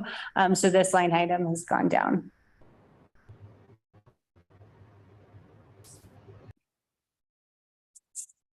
And then transferring out to the library fund. This is only going to the library fund this year. I'm still waiting on a cemetery request. If they need anything, I think they'll determine that after they decide if they need a fence or not. If they want to erect a fence again or not. And so right now it's at 120,000. And then I put in here a contribution to our future capital for 25,000. So currently there is 25,000 in there. If we did another 25,000 this year, or if we did lower, we could potentially keep going. And is your thought, I mean, what's your thought or hope with that? Or go ahead, Jim. Quick for Gloria. I had a quick question regarding the cemetery and the fence. We've had it in the budget for several years now for a new fence. And where did those monies go? Did they just get, I mean, it's been approved. The monies have been there. So if it's been approved and the monies have been there, why aren't we just doing it? Why are we going back out to the public and asking all these questions? Well, people that are up there. The cemetery committee was split on whether they wanted a new fence or not. So they had several people come in requesting not to put up another fence. And that's kind of why we've put it on for a vote for the people to say yes or no, because they're split on whether or not to erect a new fence. But if we approved it to install the new fence, we funded it, why didn't it get done? I don't, this is not, I just don't understand the discussion. Yeah, as we were knocking down the other fence, so that's what we approved last year, was the removal of the current fence. So that was the $5,000 that we approved in the cemetery budget last year, was removal of cemetery fence. But we didn't necessarily say we were going to put up another fence at that time. But now there is demand to put up another fence potentially. Okay. Well, we can talk about it later on, but in years past, we did approve. Oh, okay. Repairs and maintenance to that fence, and including a new one to protect the history and the loved ones that are up there. Yeah. I mean, I don't know of a community that doesn't have a fence around there. Well, Uray just took down their fence. There's kind of this trend going on in communities where they utilize their cemeteries more as open space. And so there's been like this push to take down fences. So it's kind of, I don't know if it's a trend or not, but it's something that the current committee is taking into consideration, and that's why they're asking the community. And so then our final budget then, net revenue over expenses with the adjusted Kendall would be $66,000 in like to use up our fund balance. That still leaves us with quite a large fund balance. We are still, if we maintain what we're doing right now, it would probably be over this 1.2 million. That does not include our $500,000 that we have secured in CDs for a reserve fund. So ideally getting this down to like 500, 400,000 would be our goal. So there is some money to consider here.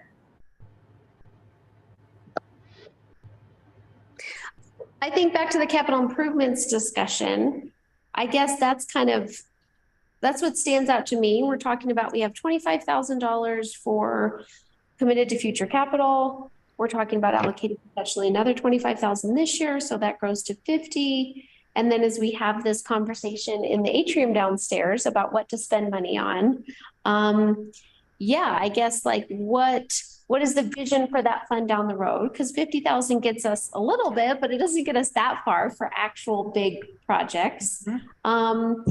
And what I wanted to ask you to clarify is like your approach to budgeting and to managing town finances is that these funds have grown over time.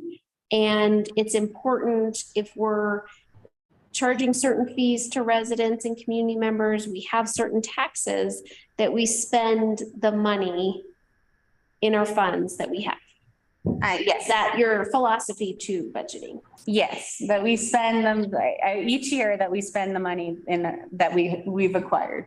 Yeah, on services or things for the community. Correct. Yeah. So they see their return on investment. Right. Would be the goal. Yeah, and I've gotten some feedback about, you know, after people have looked at the town budget and they say, I want to see this money spent while I'm alive and living here, not after I've either A, had to move, or B, died. So, and put a fence around me after I'm dead. yeah, and don't put a fence, or do put a fence. I don't know. Which side do you want to take, Jim? You take the fence side, I'll take the non-fence side. I don't really care. I'm dead. I'm not gonna sit on the fence. We'll be You can sit on the neighbors, fence. Perfect. Oh, guys, you're killing me. No, you're killing me. Killing. Oh, gosh. Feeling, yeah. No, and so this is really a philosophical question that I want to ask you all, kind of moving forward is, I mean, do we want to put a lot more into our future capital outlay to expend on those projects? Or, you know, they're like this Blair Street grant match would be about $500,000. Like, is that something that we want to just expend cash on? I mean, there's, and that would leverage our funds, you know, to get to a $2 million project done. Or there's the library, and that renovation, we found out if we were to apply for this historic grant for 12 to 17 years and get every single one of them, we still wouldn't be able to pay for it. So we're still trying to figure out that portion of it. So there's a lot of different areas where definitely we could allocate this money. It's just going to be kind of figuring out where to put it. Yeah, well, I think leveraging everything, if we can, you know, any sort of match or any sort of extra monies we can get is a priority for me, just because of how we've had to work at the ambulance. But I guess it also needs to go off of the community's priorities. Like, we can't wait for a grant on some things. If they want something really done, like the Columbine Park, they wanted it done, and so we just went ahead and did it. But I guess it's a balance between what we can use, what we can leverage, and what people really, and the majority of the community really want to see taken care of. Yep. Yeah, because I mean, we anticipated spending our fund balance down this year, but since we're already $300,000 over what we had budgeted for in revenue, then we're not spending it down again. So the fund is still growing. The fund is still growing. And some of that is related to plans for grants. But as you said, you're even budgeting conservatively for the grants you'd like to go after. So Yeah. So yeah, so that I will bring to you all at our budget workshop that we'll be doing on I think it's the 5th of August or the first Monday in August. October. That's the one. Okay, so did you all want to keep going through the enterprise funds? How you doing? How we doing on time? I think we're here. We should just do it. Okay. So going down to library fund, and this is managed by the library board. So at this point, we don't really have a lot of say as a committee, but just letting you know that we did boost up the library director position as she proposed, and that those are the final numbers there. I really don't have a lot on this one. Is there anything, Misty was talking to me about grants that they do have in our budget, you know, in the town budget for repairs. Is that this $9,000 here? No, it's not.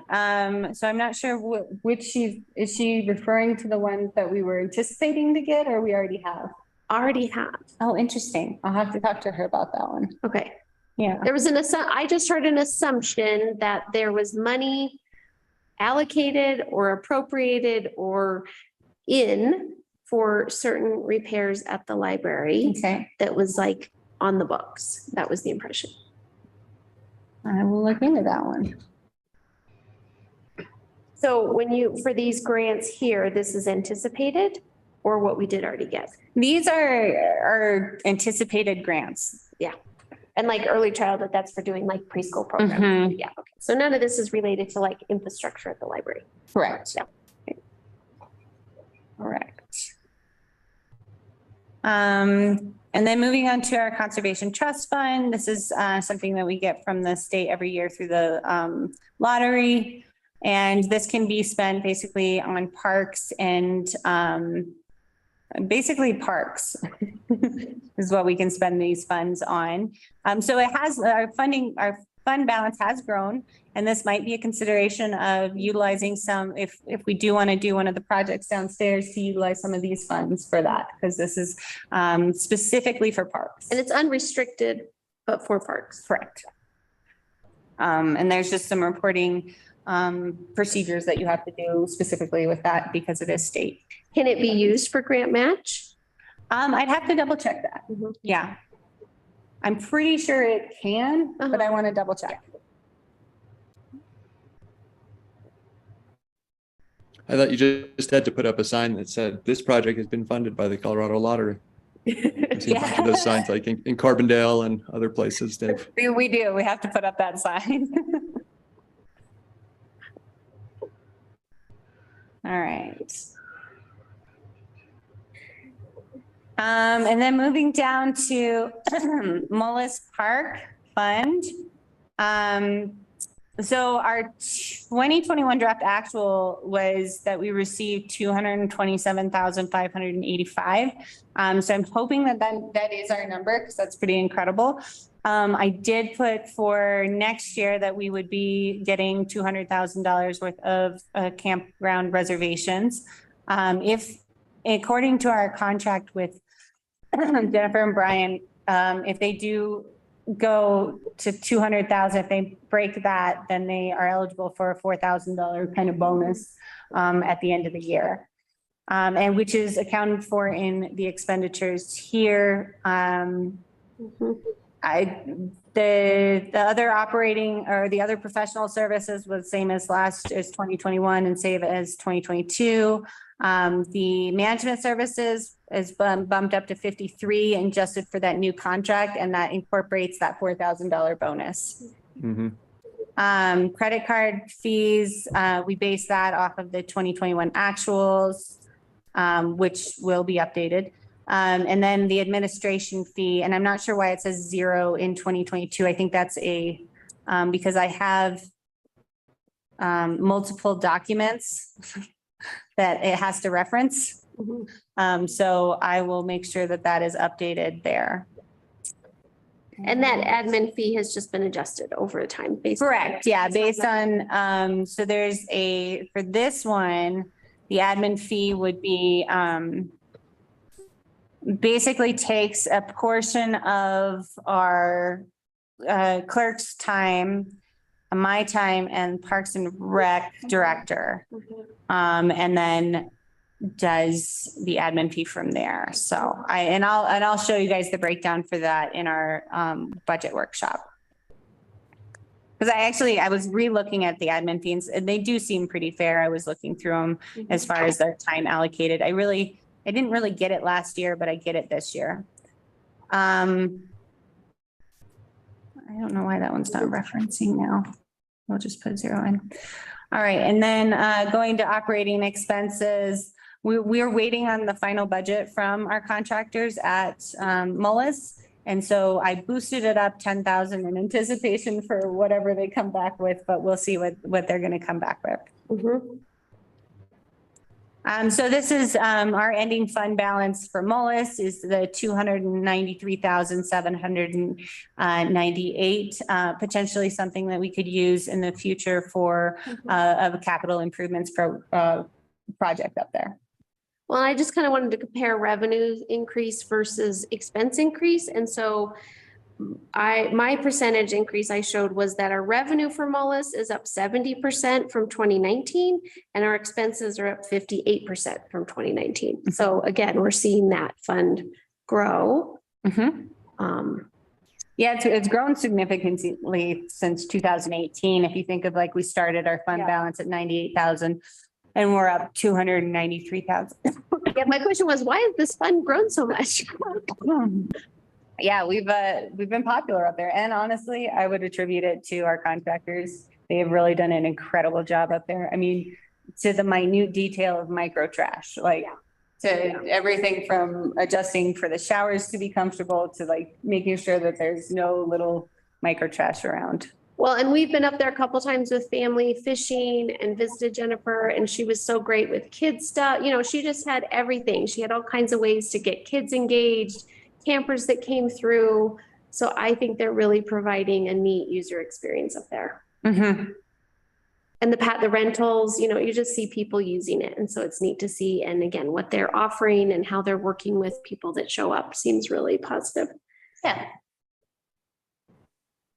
And then moving on to the cemetery fund, you know, in 2020, it really skyrocketed as far as revenues. I know I say skyrocketed, it went from $1,000 to $6,000. So people were really excited about getting their plots Or feeling very pessimistic. or very about the state of the world. I don't know. either one. And then in 2021, we saw that trend continue. I'm not as hopeful that that trend will keep continuing. I think people hopefully that will die down. I'm sorry. There's so many metaphors, guys. Come on, Jim. I know you got one. And so kind of thinking about the revenue this year, we were very conservative. It was like $3,000. Operating supplies. So this would be if we wanted to do the new fence, if approved by cemetery committee, we put in 20,000 there. That would dig into the current fund balance, which is around $41,880 estimated to be at the end of this year. But if we spent on the fence, the balance would still be 26. Right. Yeah. No, if we down. didn't spend on the fence. Didn't spend on the fence. You could Yeah. down. Stay. Yeah. Then we would probably stay around that for 43,000. Right. The second line is if we did spend on the fence, it would be 26. Correct. Yeah. And okay, cruising down to water fund. This grants line item in the past, we put like 2 million there and it's thrown off our whole budget to try and track. We are going to be going out for grants. We are researching kind of what and where. With this new infrastructure money coming out, we're hoping that we can get some of our match taken care of by DOLA. And I'm hoping that that the state and the federal agencies are starting to really hear us, being a small local municipality that is, 600 people that serves sometimes, 10,000. So we really need to figure out the funding portion on like the federal and state side and not just have these revolving loans.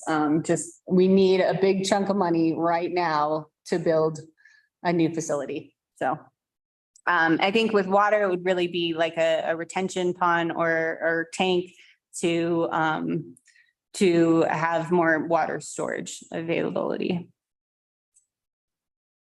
Yeah, I guess that was my question with thinking about our fund balance and all that. Water and sewer seem like a huge deal.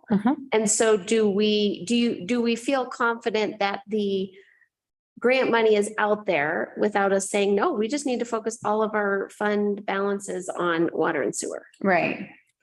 That's something I'm going to need to research a little bit more as stuff comes up. We're supposed to have a dedicated, representative from the state, and it's supposed to be through Region 9. They're hiring right now for this position. That's supposed to help communities sift through the funding that's available.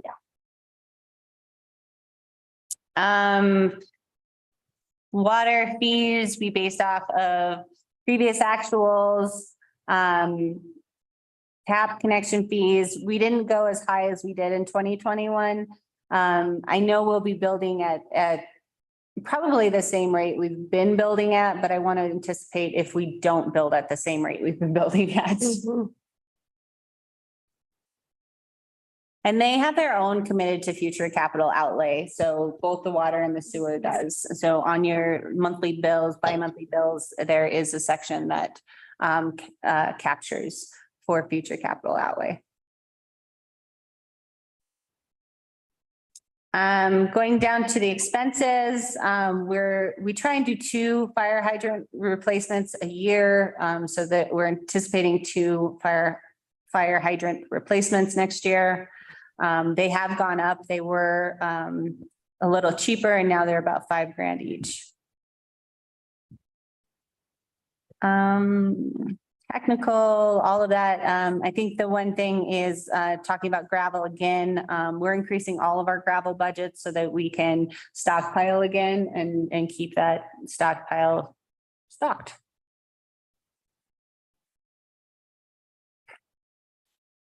For treatments here and the training, this is a possible line item that we might take out because that's should be captured in the personnel costs.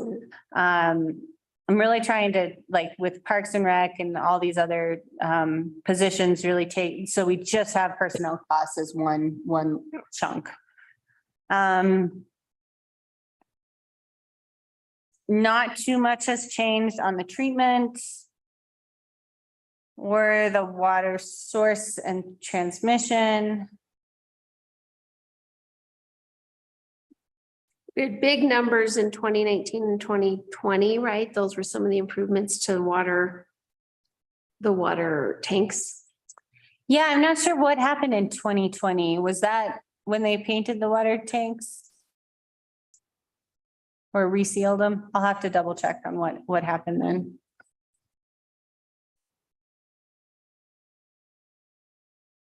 And then administration, I think we started the rate study this year. We might be bleeding into next year. So I wanted to make sure that we capture those funds next year.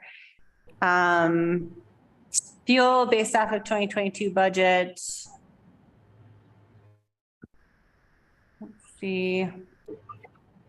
We did increase the training line item or travel and meals here because we anticipate more training. And ideally, I really would like that to be in the personnel line item as well at these times. Which we would still capture. So our ending fund balance here, like we begin with 588,000, and then after the 2023 budget, we end at 582,000.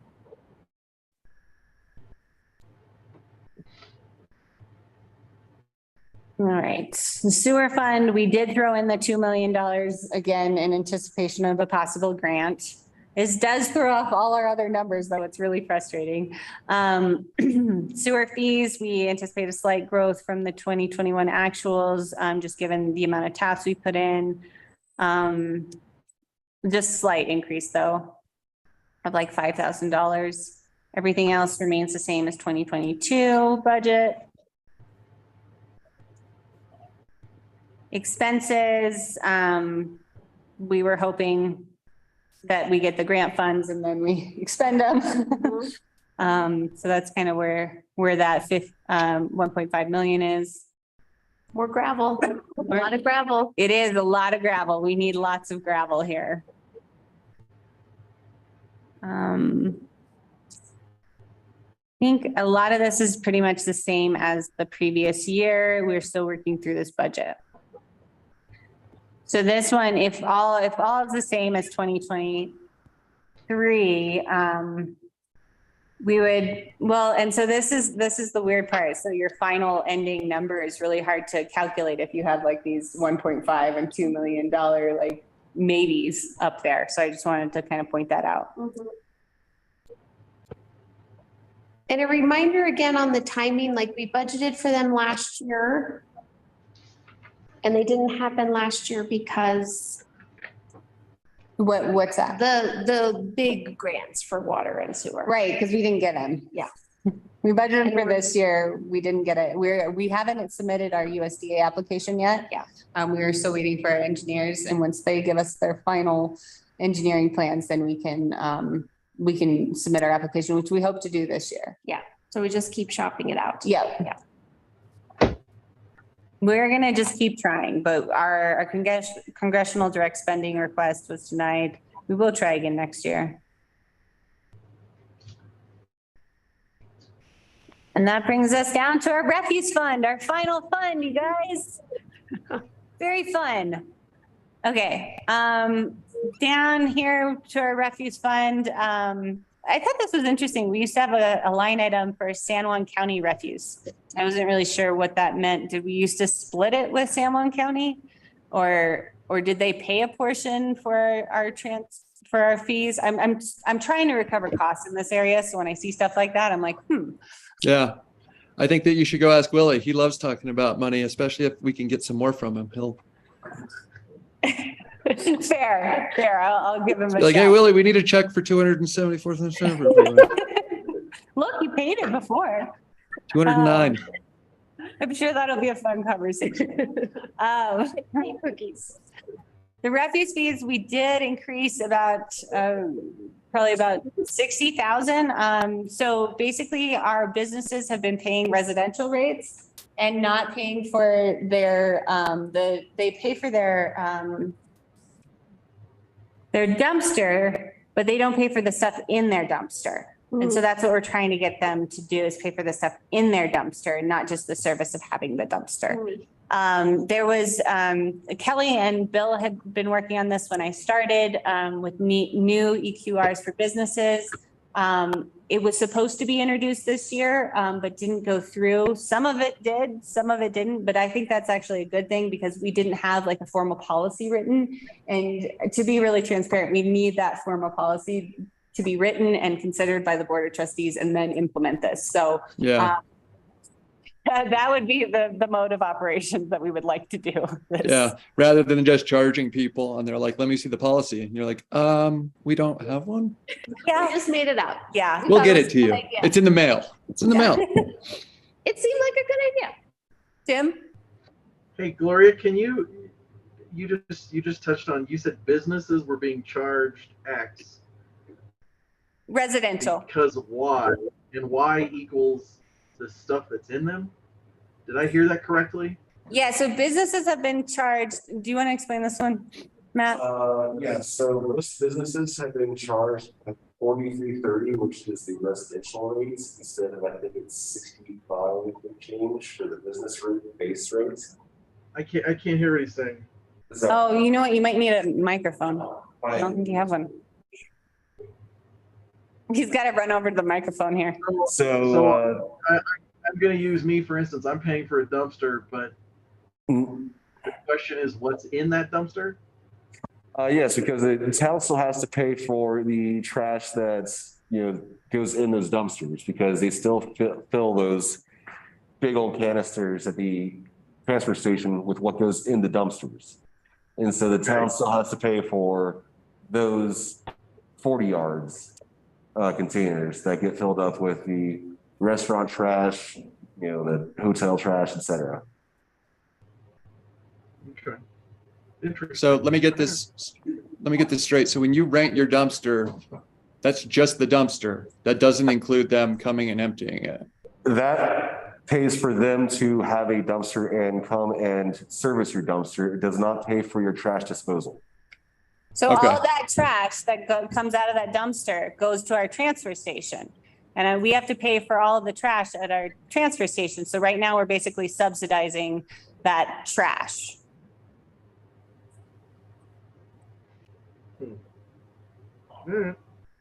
Interesting. But we will be presenting a policy for you all to review prior to implementing this further. This is the goal, so that it's something that we can all be understanding of why this is happening and why we would be increasing fees. And you anticipate that that's about a $76,000 increase from 2019? Yes. Okay.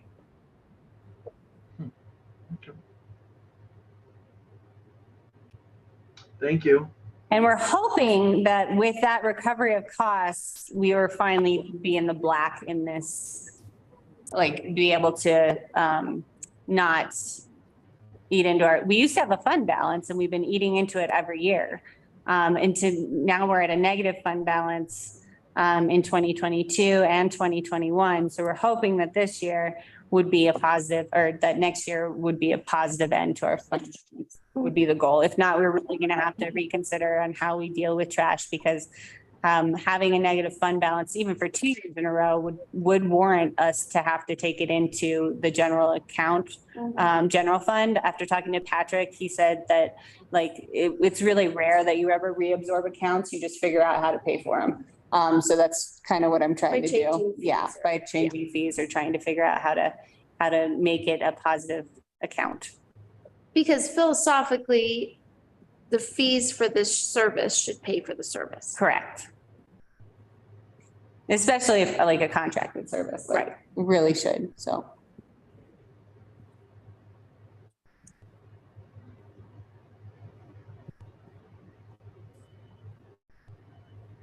And that is the budget in 2 hours and change.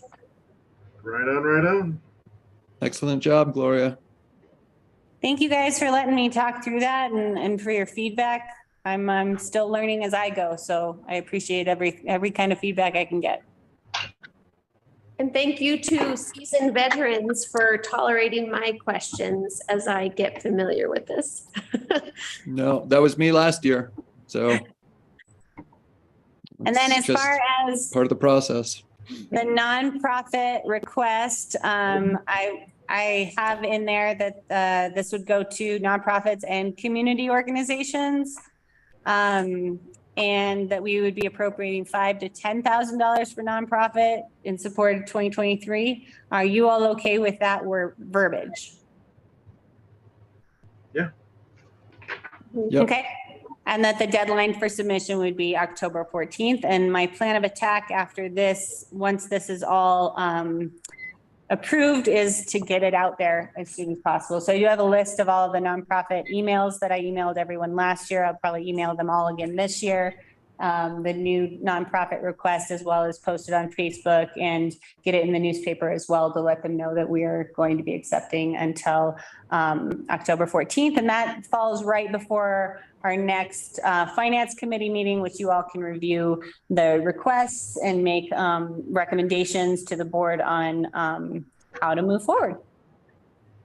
And this form can go to those folks, like the whole board. It doesn't have to get approved by the whole board. This form, people can be notified now.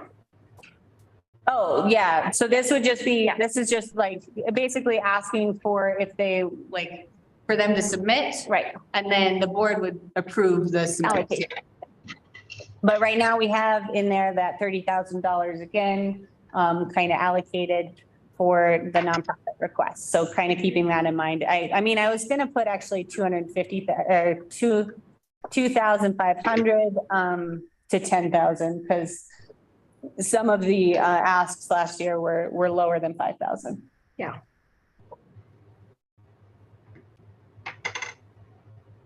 All right. Well, I will get this out there and we'll review it at our next finance committee meeting.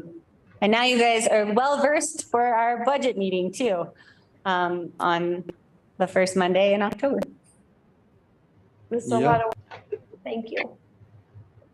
Thank you. That's all she wrote. All right. All right.